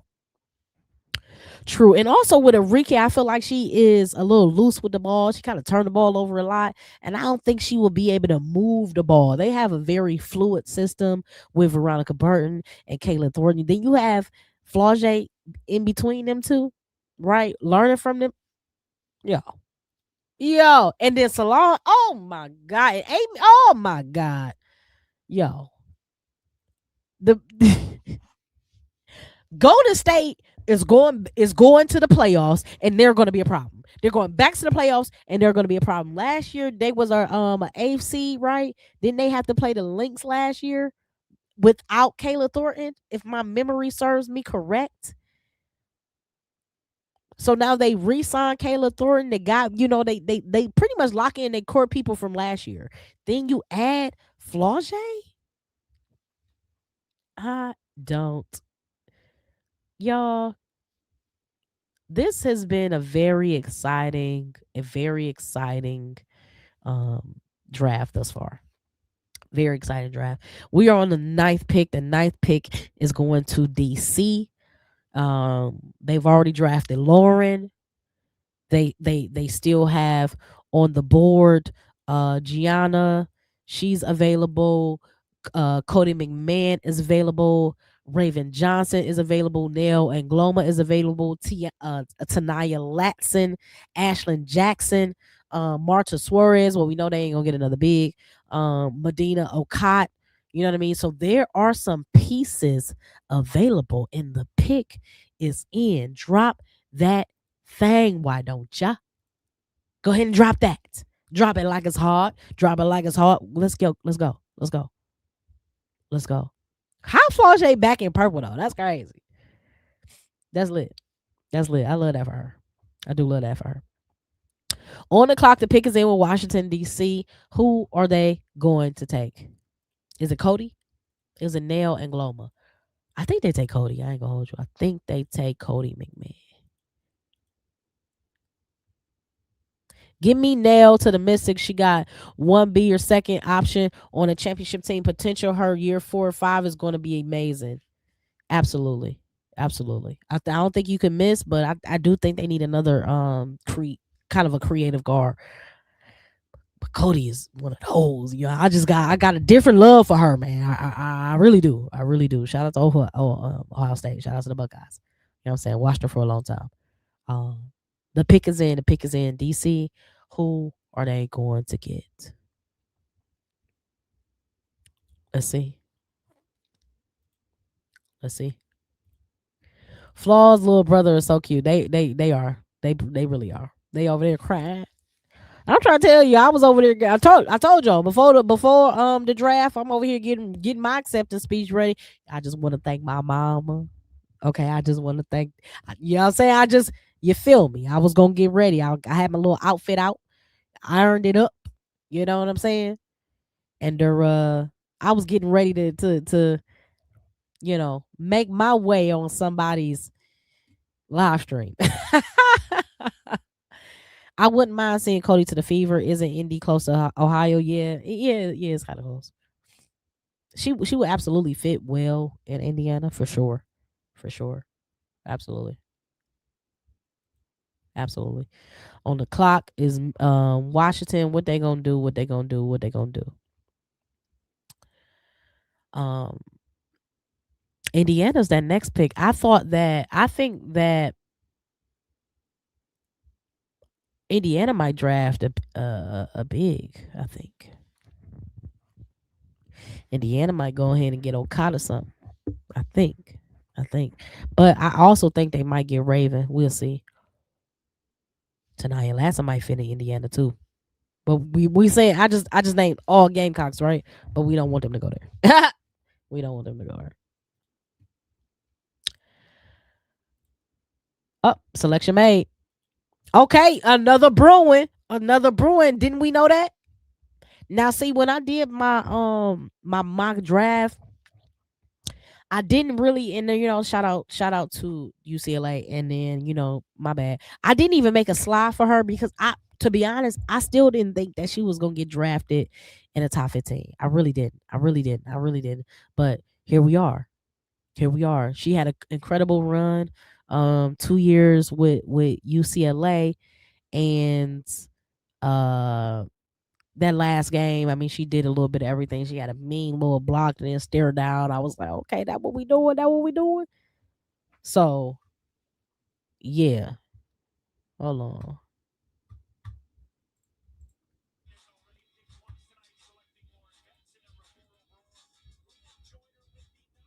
Yo, I cannot believe that. So we got two Bruins getting drafted to the same team. Yo, UCLA Mystics. Come on. Come on. I'm I cannot believe that. They got Angela and Lauren both in DC. First of all, that instant connection, right? Instant pick and roll connection, right? She is another big guard that is diverse, that can do multiple things as well, can play big, right? Can play a big, small forward, kind of like a small forward type thing. Just depends on the lineup, depends on what the coach wants to do, especially if they play a small lineup. You can really, you can throw, I mean, I'm sorry, if they play a big lineup, you can have, uh they still got to figure out what they're doing with that point guard. I know they got Georgia Amore, but they need a backup, a bigger backup. But I mean, great jumper, you know what I'm saying? Great extension, can definitely stretch the defense. Joe, yo, Washington might be saying that they ready. They're more ready than we think. I think Washington Mystics might be more ready than we think, based on how they're drafting. Maybe they're saying, like y'all was saying, okay, we had a GM that want to go all in, and we had coaching that just kind of want to like make sure that everything is dialed in. They might be dialed in right about now. Okay, they might be dialed in right about now. Right now on the clock, up next on the clock, we have Indiana Fever. Cody might, like you said, Cody might mess around and go to Indiana. Damn, I don't want to root for her in Indiana. I'm gonna be salty than a dog. But she might go to Indiana. She might go to Indiana. Or they might go get nailed and go get another scorer. Now, if they go get another scorer, though, another scoring guard, and then you got that to come off the bench behind Caitlin, oh, Lord. I like the pick. It's a Steph Dolson upgrade. We take her off the board just before the Fever pick. I listen. I like the pick too. I like the pick too. Like she's a big, but like she can play that small forward in moments if you want to play a bigger lineup. Like if you wanted to play, you know, two bigs and her, hey, put her at the small forward. See what you got. See what you got on you know what I'm saying, on deck. You feel me? Oh man. Hold on, y'all. Hold on.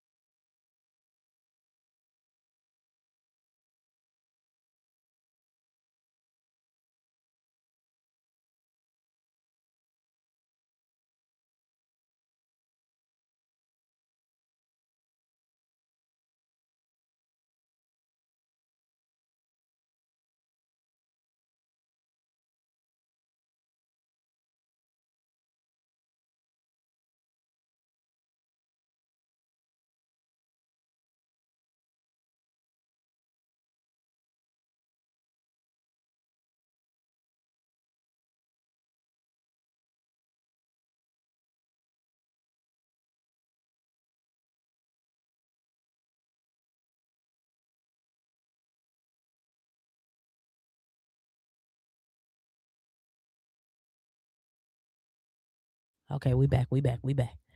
We back. We back. What we got? What we got? Okay, selection made. Oh, I told y'all. I told y'all. Listen, I told y'all Raven was going to Indiana because I knew that they want, because Caitlin Clark ain't playing no defense, y'all. We can hate it or love it. Baby girl ain't not gonna be playing no defense, but what you go do, you tighten up that offensive core, and then you lock that down with Raven Johnson. Raven Johnson is absolutely an upgrade to Sydney Colson. Shout out to Sydney Colson though. That absolutely an upgrade. Raven backing up Caitlin. Come on. Raven also, for real, I think is an upgrade to Ari McDonald. Ari McDonald, I think, is probably a better scorer, right? Better shooter. Um, but Raven does everything else better. Distributes the ball, reads the court, sets everybody up, and then defends like no other. Raven Johnson picked to Indiana Fever. I love it. I hate it, but I love it. I want Raven at 11. She steps into the W as a number one, as a top 5 perimeter defender. She absolutely does, and that's why Indiana drafted her, because that starting point guard is not about to play a lick of defense. She gonna try, and she gonna fail. Respectfully, I love Caitlin, love her game, but that defense is trash. Raven, Miss D said Raven Johnson, don't like it. We did not want our Gamecocks, another one. But now you got 2 Gamecocks. And that's the thing. I knew, again, that Raven going to Indiana, with AB, that's a connection there. Raven backing up Caitlin Clark. That makes Caitlin Clark's offensive attack even that more dangerous, because you don't really have to, when there are moments when you need to take Caitlin off the court, because they will do the offensive defensive sub. If you have to take her off the court to then put in a defensive person in there, you don't have to like suffer with the lack of offensive identity and intellect, for real. She can still control the team. She can still push pace, but she might not be aggressive when it looks to score. Raven is sick. She gonna cry in the car. They did not want Caitlin Clark getting locked down by Raven 5 times a year in Washington. Exactly. But you know what's about to happen? Cody is going to DC. Cody going to DC. I'm definitely getting me a McMahon jersey for sure. Shout out to the DMV. If the Mystics, and they did, and the selection is, and the pick is in, DC is doing exactly what I want them to do, and they went and got Cody McMahon. Oh my God.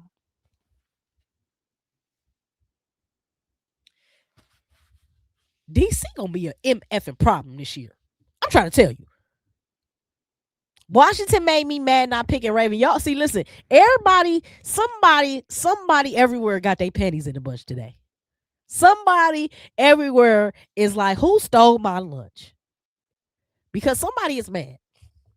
But again, with this draft, you can't really draft a bad pick.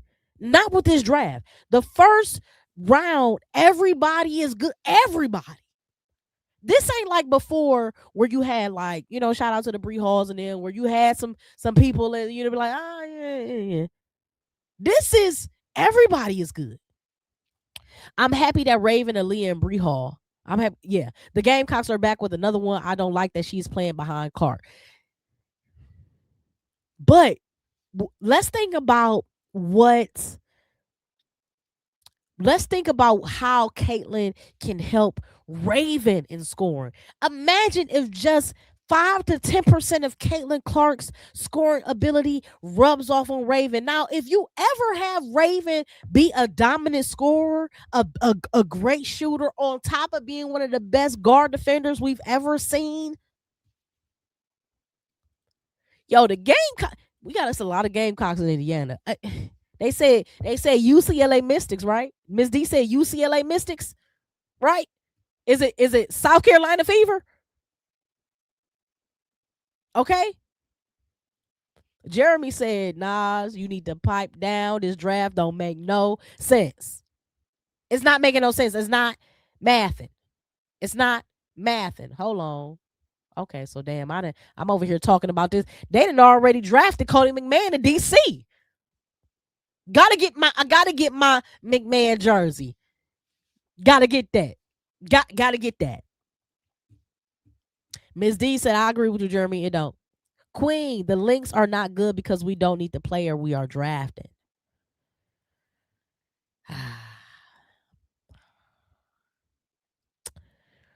Let's pull up their roster now.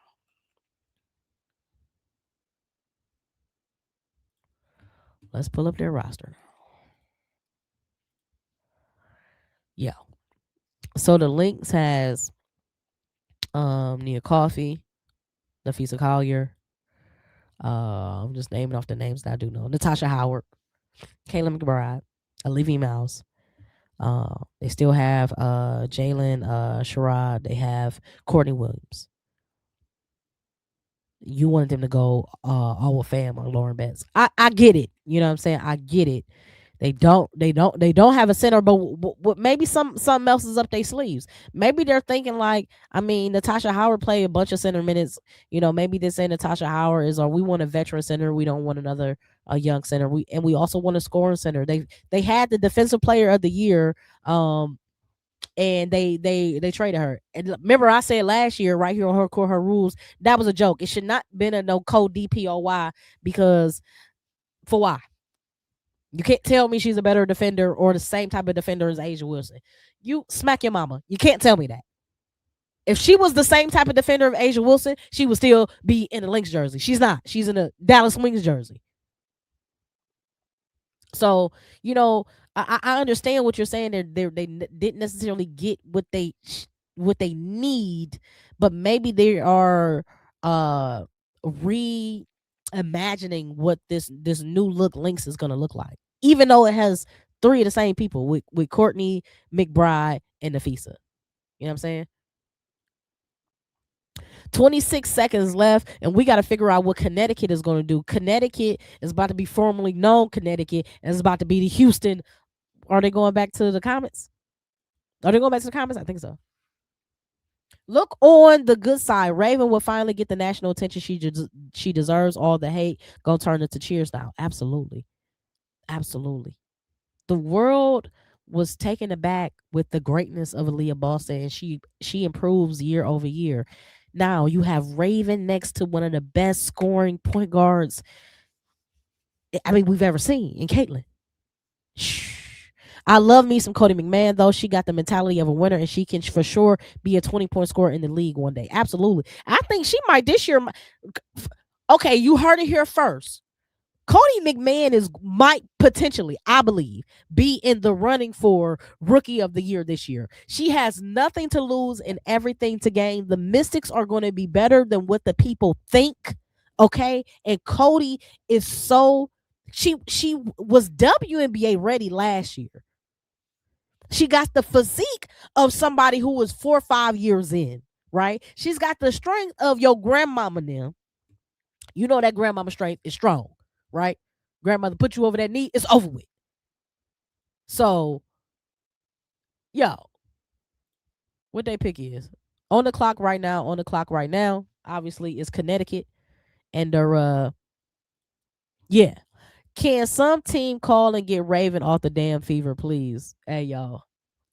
Hey, we've seen some crazy things happen. We've seen recent draft picks. We've seen a draft pick get traded on the same night. You remember Atlanta Hawks drafted Luka same night he was gone. You feel me? Does Seattle know when a big is enough? You drafted Malunga last season. You have Ezzy Magabor coming back, and you go ahead and draft Owl Fan with no guards. Does that make any sense? It doesn't. Um,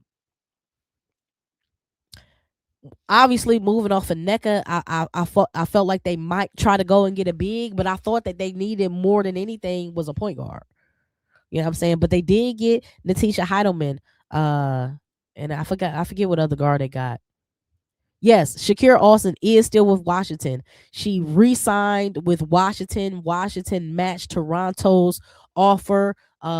She re-signed a 3-year, $3.5 million deal with DC. So yes, she's back in DC. You have her. You have Lauren Betts. You have Angela. You have Cody. You have Georgia Amore, who we never even saw last year from the ACL tear. Matter of fact, let me go to Washington's. Just make sure I got everybody. Hold on. What happened to the sixth pick? What happened to the sixth pick, y'all? Toronto drafted, and then now it's blank. What happened here, y'all? What happened? Um, Who is Connecticut gonna go with? I think they need to go with Nell. I think Connecticut better go ahead and draft Nell and Gloma. They Ashlyn Jackson is her. I think her jump shot still broke. Exactly. Selection made. They need to go with Nell because they lost Marina Mabry. Um, they need some scores. They need a punch. Connecticut ain't got nothing to lose this year. They're probably gonna be the worst team, if not second worst team in the league. Because Chicago is not going to be the worst team this year. Dallas is not going to be the worst team this year. Mystics is not going to be the worst team this year. It's going to be Connecticut. That being said, you got Sanaya Rivers, you got Nell and Gloma. They go out there and put some buckets up. They go out there and sell some tickets. They go out there and make a show, and then just get ready to get in and move on to Houston. If you feel me, just get ready to move on to Houston. Connecticut gonna take Nell. They like international talent. She will be good with their 6 women. Exactly. And plus they also have Aaliyah Edwards, right? So Jeremy said the Lynx that pissed me off this weekend. I really don't understand. I see. I mean, Natasha Howard don't move nothing for me. And she kind of she's centers now are bigger than 6'3", right? Lauren Betts is 6'7". So yeah, I mean, uh, what we doing with Atlanta? What we doing with Atlanta? Is Atlanta going with a center in Medina Okot, or is Atlanta going with another swing player, another potential 3 and D player with Ashlyn Jackson? What is Atlanta doing today?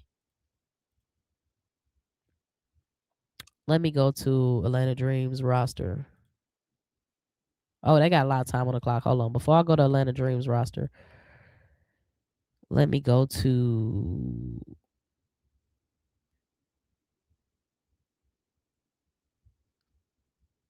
hold on.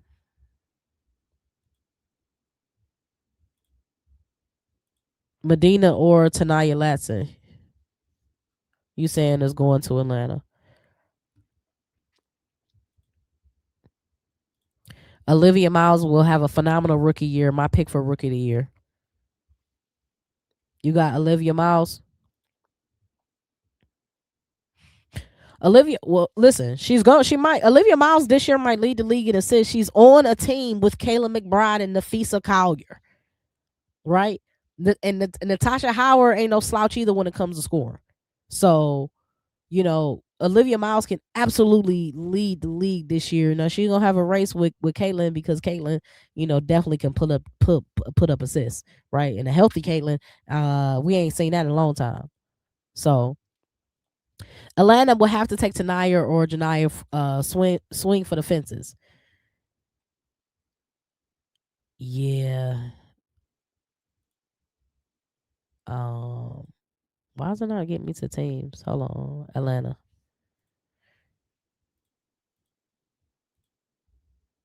Okay, so Atlanta's roster right now, as it stands, um, they might go with a big. They might be a little guard heavy. We'll see. But they might go with that swing big and Ashlyn Jackson for real, for real.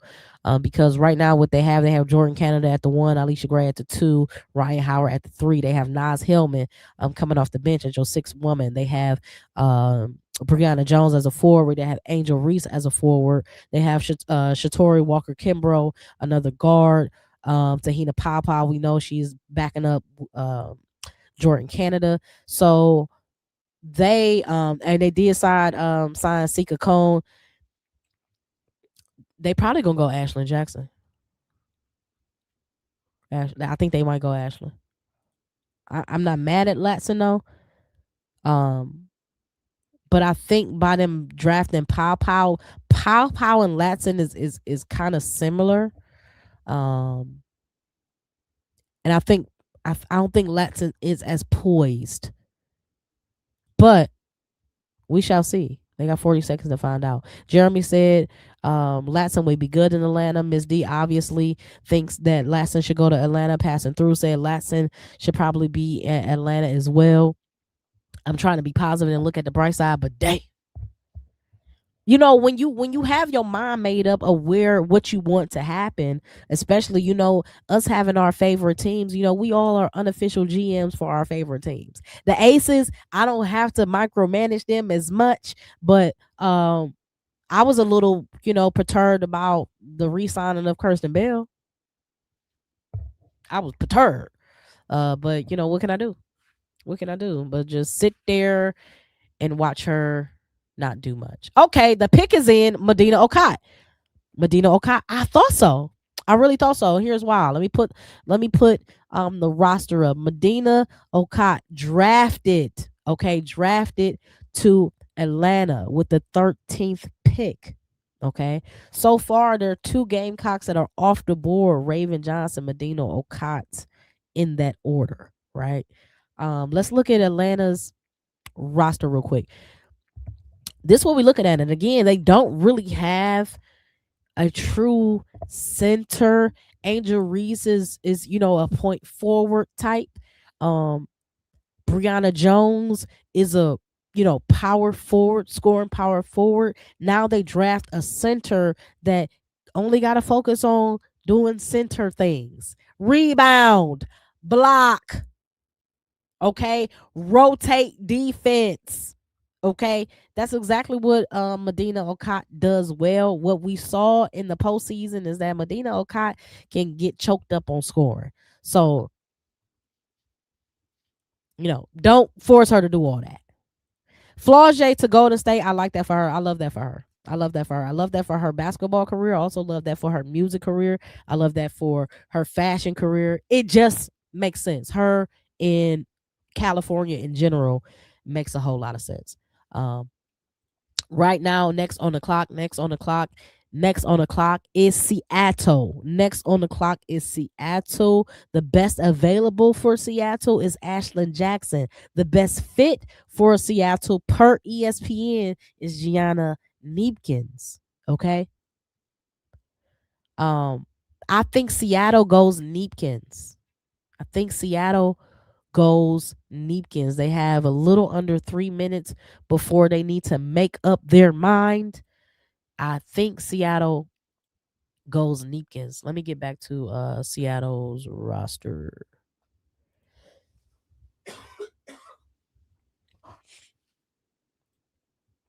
Okay. Hold on.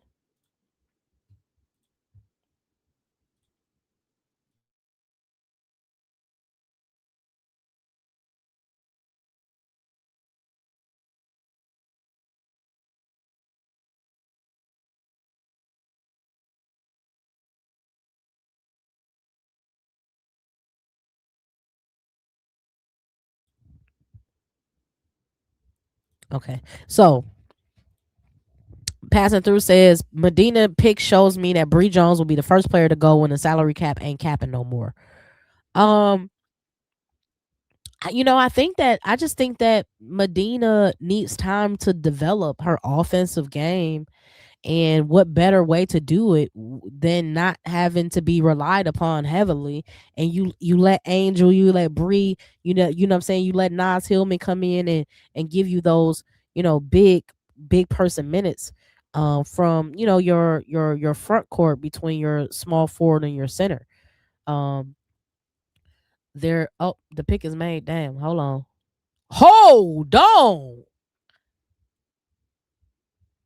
Seattle went with Mayer at the 14th pick?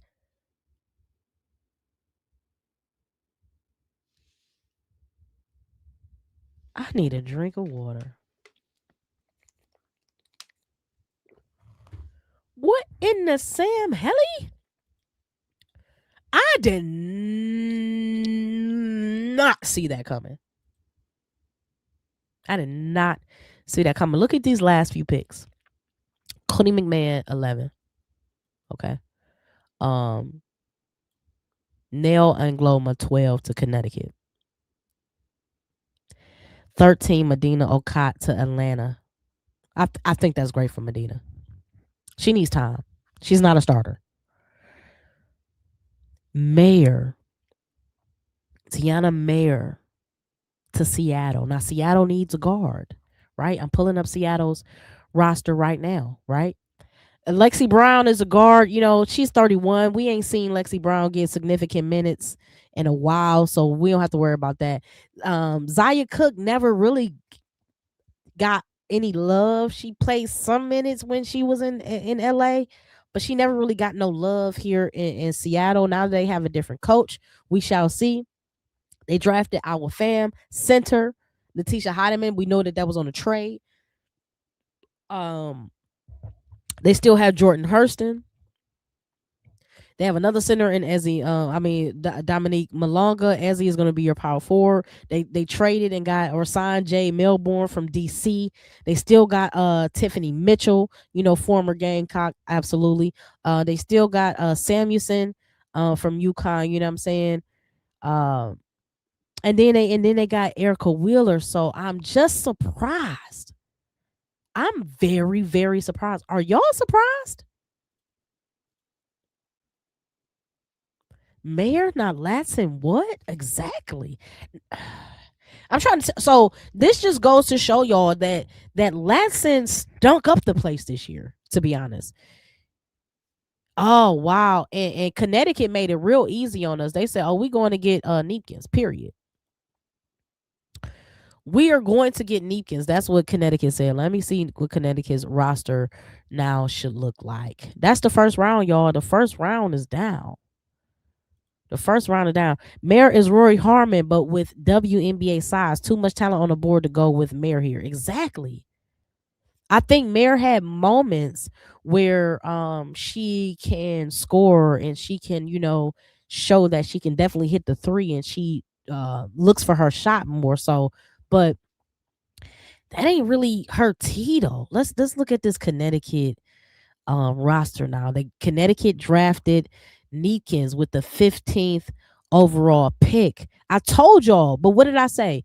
This draft is going to be probably the best draft in WNBA history because there are going to be some people that we think should be drafted in the first round that's going to slip and fall to the second. I already knew that. I already said that. I be trying to tell y'all some things, but you feel me? Okay. So let's look at the roster here for a bit. They have now, okay, guard wise. Let's just go through. Let's go from top to bottom. Lindsay Allen never was high on her. You know what I'm saying? She can go on somewhere and go home. Kennedy Burke, okay, like Kennedy Burke. Tina Charles, obviously legend, future Hall of Famer. Tina Charles, did she average almost 20 points last season? Yeah.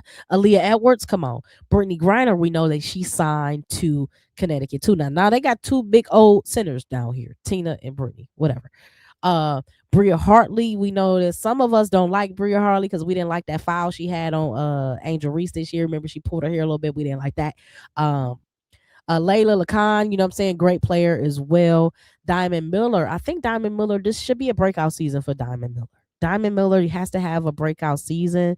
She's a 6'3" guard for real. For real. She had an incredible career in Maryland. And with injuries and then trade, I thought she might have worked in Dallas. It didn't work. And they still have Anissa Morrow, the former LSU Tiger, who is, I think that this might be her year to break on out of her shell. Olivia Nelson Adota, fire center. They got why do they have so many centers? Why do they have so many centers? They have Olivia Nelson Odota, who was starting alongside of Tina Charles, but then they traded for Aaliyah Edwards. And then they got signed Brittany Griner. Is Tina Charles gonna continue to play this season? Well, she gotta play. It would be crazy to retire now when the money is on the table. No, you're gonna go ahead and play. So then in the guard, they got Sanaya Rivers, Haley Peters. These are both big guards, right? Haley Peters played point guard damn near all her time in Stanford for real. Not officially the point guard, but officially was running that offense. Sanaya Rivers, now that there's no Marina Mabry, we gotta assume that Bria Hartley is your starting point guard. Then you got Sanaya Rivers. And then you got Anissa Morrow. Somebody got to go. Somebody on this team got to go. Who will it be? Lindsay Allen definitely gone. Bye, Lindsay Allen. Get on out of here. somebody definitely gone. I just don't know who it is. They are really puzzling me in Connecticut. And they really always have, for real, for real. I mean, post Alyssa Thomas, the Dewana Bonner years with Brianna Jones, they have just been a puzzling franchise, which is probably why they're getting on out of there and going to uh Houston. Okay, so I don't know, man. It's been a very interesting round one. Uh, yeah.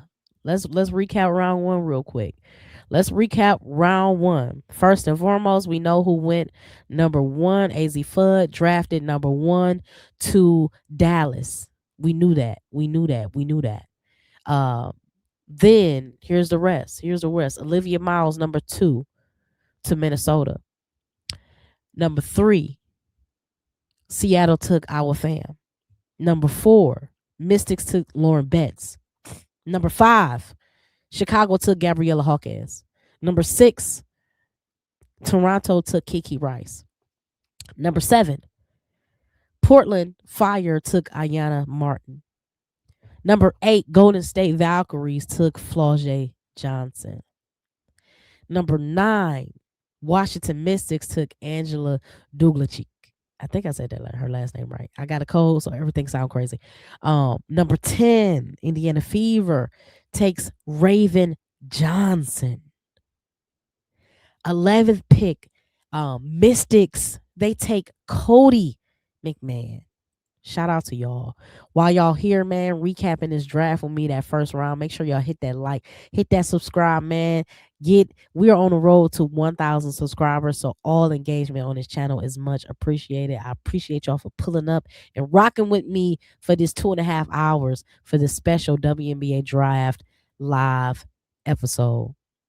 Number 13 pick, and again, shout out to Just Tessa and the Vibes, always VIP, and is our first moderator on the channel. Shout out to you. You know what? Passing through Sports Talk Media. Shout out to the super chat. Shout out to the super chat. Questionable first round, but very deep draft with great young role players. It is. This first round, it really got us shook.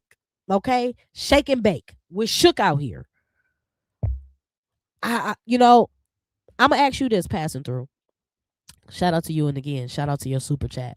What is the most surprising pick for you in this first round? Let's recap. Let's go back. Well, we know the number one pick is not surprising, but is it two Olivia Miles to Minnesota Lynx? Is that your most surprising pick? I think it kind of sounds like that. Is it 10 Raven Johnson to Indiana Fever? Or is it 14 Seattle taking Taina Mayer? You tell me. I really want to know your thought on that. I'll wait. I'll wait to hear your thought um before I continue. Um so 13 pick, number 13, Atlanta takes Medina Okot from South Carolina. Again, Seattle takes Mayer. Um I may yo, I'm really scratching my head. And number 15 pick from Connecticut, they take Gianna Neekins. Uh, Connecticut got a lot of talent all of a sudden. I mean, they had some before, but they got a lot of talent all of a sudden. I just don't know how they balance that when their point guard is Bria Hartley. I mean, your backup point guard more than likely who's gonna be responsible for a lot of the um decision making is more than likely going to be Sanaya Rivers as well. But again, this is Connecticut's lineup, and now they add Gianna Neepkins, but we know Anissa Morrow can handle the ball and kind of run it. But yo, I just okay. Well, uh Seattle round one, their pick is in. Their pick is in. I'm not going to cover round two. I'm sorry, Seattle round two. Their pick is in. I'm not gonna cover round two. I'm gonna wrap up the live here shortly. But wow, Seattle then get Marta Suarez. Shout out to y'all. Shout out to you. Shout out to Just Tessa and the Vibe. On the Vibes podcast. Y'all make sure, by the way, y'all make sure y'all check out Just Tessa and the Vibes podcast on Spotify, iHeartRadio, wherever you get your podcast, man. If you like real talk, if you like Jules, definitely go in and tap into Just Testing the Vibes. And if y'all are not subscribed to Passing Through Sports Talk Media, you want to make sure you do that as well. You feel me? Go ahead and subscribe to Passing Through Sports Talk Media as well. Um, be sure to hit that like, hit that subscribe, hit that share, man. Let the people know where we doing the having the best and the realest women's basketball conversation. It's right here on Her Core Her Rules. Shout out to y'all.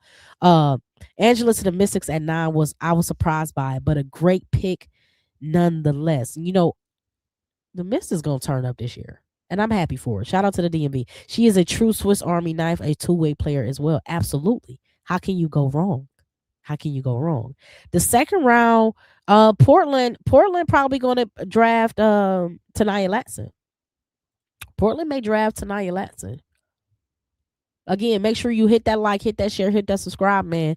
We are on the road to 1,000 subscribers here on Her Core Her Rules, man. And listen, before the WNBA season is over, we gonna have that. We gonna have that in the bag. So help me, help you, because we come in every Monday, Friday at 6 p.m. with WNBA content. Again, we're gonna keep rocking until we back in the NCAA season. This is all year long. We never stopping. We only continue to turn up. You hear me? Seattle drafted Marta Suarez. Let me look at Seattle's roster again. Marta Suarez again. Another. What the hell is Seattle doing? I don't know what Seattle's doing. They drafted Marta Suarez. Shout out to her, but she's a 6'3" center, a scoring center. But you already got Iowa. You already got Dominique Malonga who can dunk. I mean, you got Ezzy. I'm feeling like Jeremy now. What is Seattle doing? What is? That's why I ain't no GM. That's exactly why I ain't no GM. Just trying to say that's exactly why I'm not no GM. Okay. This has been a very, very, very, very, very, very, very, very interesting first draft, and it sounds like I'm saying first round, and it sounds like the second round is going to be just as dramatic. Again, what did I tell y'all? What did the thumbnail say? The WNBA drama begins today with the draft. Now, again, we had draft drama with trades and signings, okay, with the free agency, but the draft drama is wild too. I appreciate y'all for pulling up. See, I don't even know who she is. Frida. Frida was drafted second round, second pick. We still haven't seen Tanaya Latson been drafted. We still haven't seen Ashlyn Jackson been drafted. Okay. Who else we missing that we talked about before on our pre-show? On our mock draft last week. Those are the two main names that we talked about, Ashlyn Jackson and Tanaya Latson. And neither of them were drafted round one. And both of them thought they would be drafted at least that bottom round one between 12 and 15. At least I did. Wow. They're going to be drafted. Okay, so hear me out. What if Tanaya Latson get drafted to DC? Second round, fourth pick. Second round, fourth pick, Tanaya Latson, DC. I think Connecticut. Hold on, let me go back to Connecticut. They heavy on the guards now. I think Connecticut might go Ashlyn. I think Connecticut might go Ashlyn because they, you know what? I take that back. I think Connecticut might draft Tanaya Latson. Why? Look at this. I think they draft Tanaya Latson and part ways with Bria Hartley. That's what I think. We know they part ways. Lindsay Allen gotta go. So what if, well, they didn't. They drafted, Connecticut drafted Ledger Walker from the Bruins, UCLA, gang, gang. Well, they got their point guard. Because I knew they was gonna need a point guard. I thought they was gonna try to convert Latson into that point guard role. So here we go.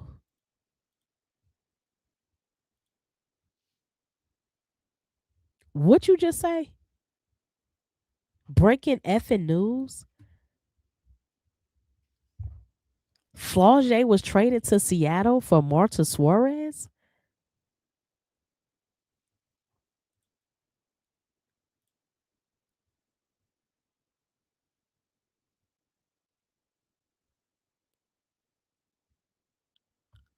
I What is happening? Oh my God. Are you are you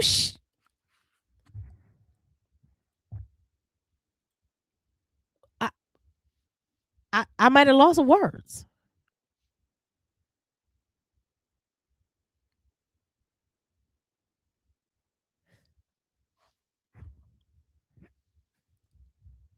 I might have lost some words. How you feel about that passing through? We just looked at Seattle's.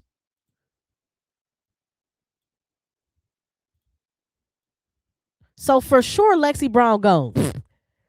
Zaya Cook, they gone. But didn't we knew it didn't make sense for them to get another bit. What? Oh my gosh. I don't, again, so much talent in this draft that you can't really go wrong. However, what did I start? I started this episode all about saying this. I said this. Somebody is going to make a critical mistake in this draft. Somebody. There are going to be 1 to 2 teams that make critical mistakes. Franchise shifting mistakes in this draft. Because there's so much talent. You can pick wrong, especially in the second round. And because there's more money being spent now, you don't want to draft wrong.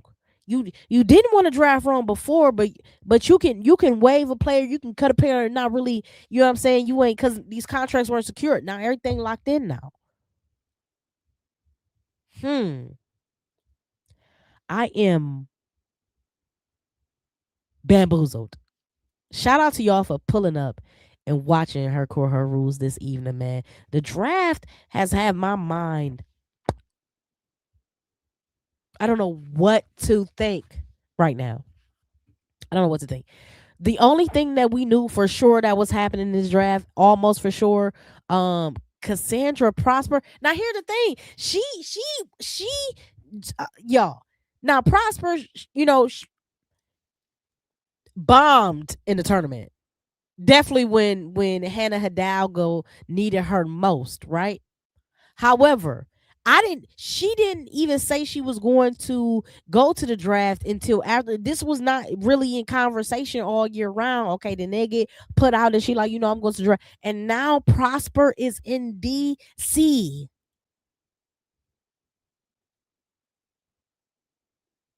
A 6'3" guard in DC. Watch what I say. DC gonna be the Mystics might be the sneakiest, scariest team this year. The Mystics might be the sneakiest, scariest team this year for lots of reasons. But most importantly, they This is what their roster is looking like. Georgia A. Moore, Shakira Austin, Lauren Betts, Sonia Citron. Dawson is gone. Okay. Alicia Clark, Angela, right? Kiki Iriafin, Cody McMahon. And then they just went and got Cassandra Prosper.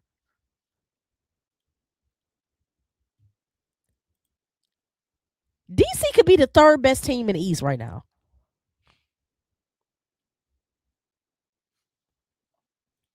I think this is a Shador Angel type of situation going on. You know, I'm from Cleveland, so I don't just whoo talk about grinds my gears.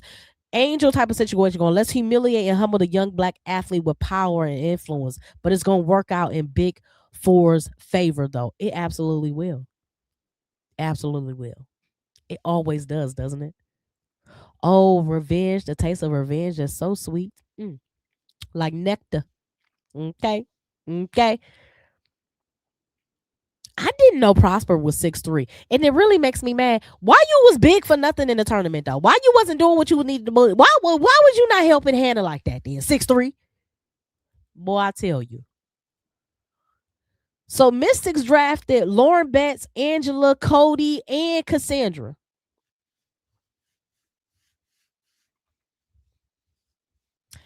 Lauren, that's a big team.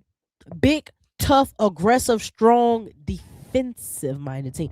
Matter of fact, what they're saying to me is that we know Georgia A. Moore is our point guard for the future. Let's secure her with every potential weapon she can possibly need: shooters, swing players, 3 and D players, pick and roll players, centers, power forwards, sixth woman, bench. She got every intangible weapon that she's going to need to thrive in DC. DC might make it to the finals. Well, let's say it like this. DC Mystics will make it to the finals before the Wizards ever will. DC will be in the playoffs this year, and they will not be at the bottom of the totem pole just trying to get in. They're going to be in there for sure. All of the 7 players from UCLA that we thought was going to get drafted, they have gotten drafted. Congratulations. Shout out to UCLA. Shout out to Brewers. Shout out to Coach Corey Close, who had a phenomenal season this year. Only lost 1 game, cut down the nets, and showed up and showed out this year. Wow. I wanted Janiyah Barker here in DC, but would have been chemistry issues with Betts and Duglicic. Prosper has all the physical tools, but she lacks consistency and killer instinct. Guess what? And now that you have Prosper and Cody McMahon, listen, I ain't even got to play both of y'all. I doubt if Prosper get a lot of significant minutes. No, she might, but now it's looking like that roster looking nice. This roster looking nice. Now you got Prosper in there. Where'd she come from? I didn't know they signed Michaela. I did not know they signed her. Wow.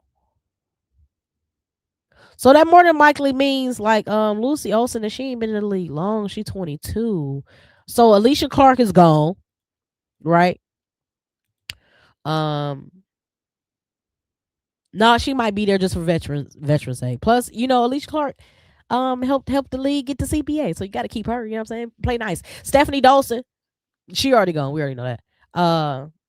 This entire team has been rebuilt in 2 years through draft, practically. Alex Wilson, whoever she is, 32 years old, she can go.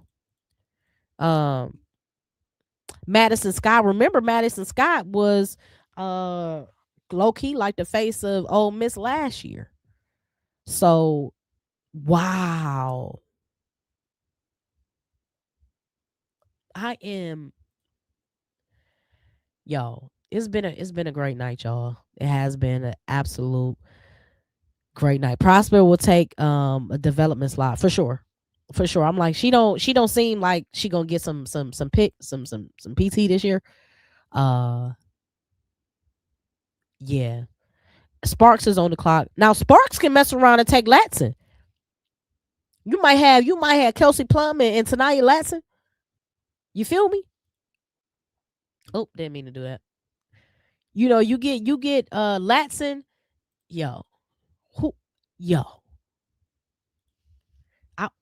What the Sparks roster look like? Hold on.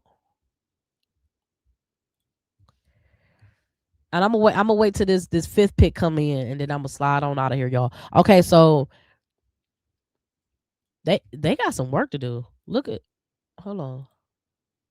Yup, they did what I said. They took tonight last, and it makes sense. First of all, they got a lot of space over there. Mystics gave Michael a 2-year, $1.4 million contract. I might have to go with Juwanna Man, get me a little 300K. That's what I'm trying to. I, give me about 60. I'll take the WNBA's old contract just to sit on the bench. I can do that. Listen, I'll be the best hype woman you ever. Listen, I'm gonna gas you up. I'm gonna tell you the real. Hey, you need to tighten up, but I'm gonna gas you up for sure. So, LA took Tanaya Latson. I think this is a great place for her. A great place for her. She gets to learn from the best of two of the best worlds, right? She gets to learn from Kelsey Plum. Let's look at this. Let's look at this. Let's look at this. Julie Van Loo. She played great minutes with the Sparks last year. Kelsey Plum, Kelsey the dog Plum. Elisa Peely, she reunited with her coach. NECA, De'Erica Hamby, Sanaya Fegan, right? She's gonna start getting an uptick in her minutes this year as well. Emma Cannon, you know what I'm saying? Yeah.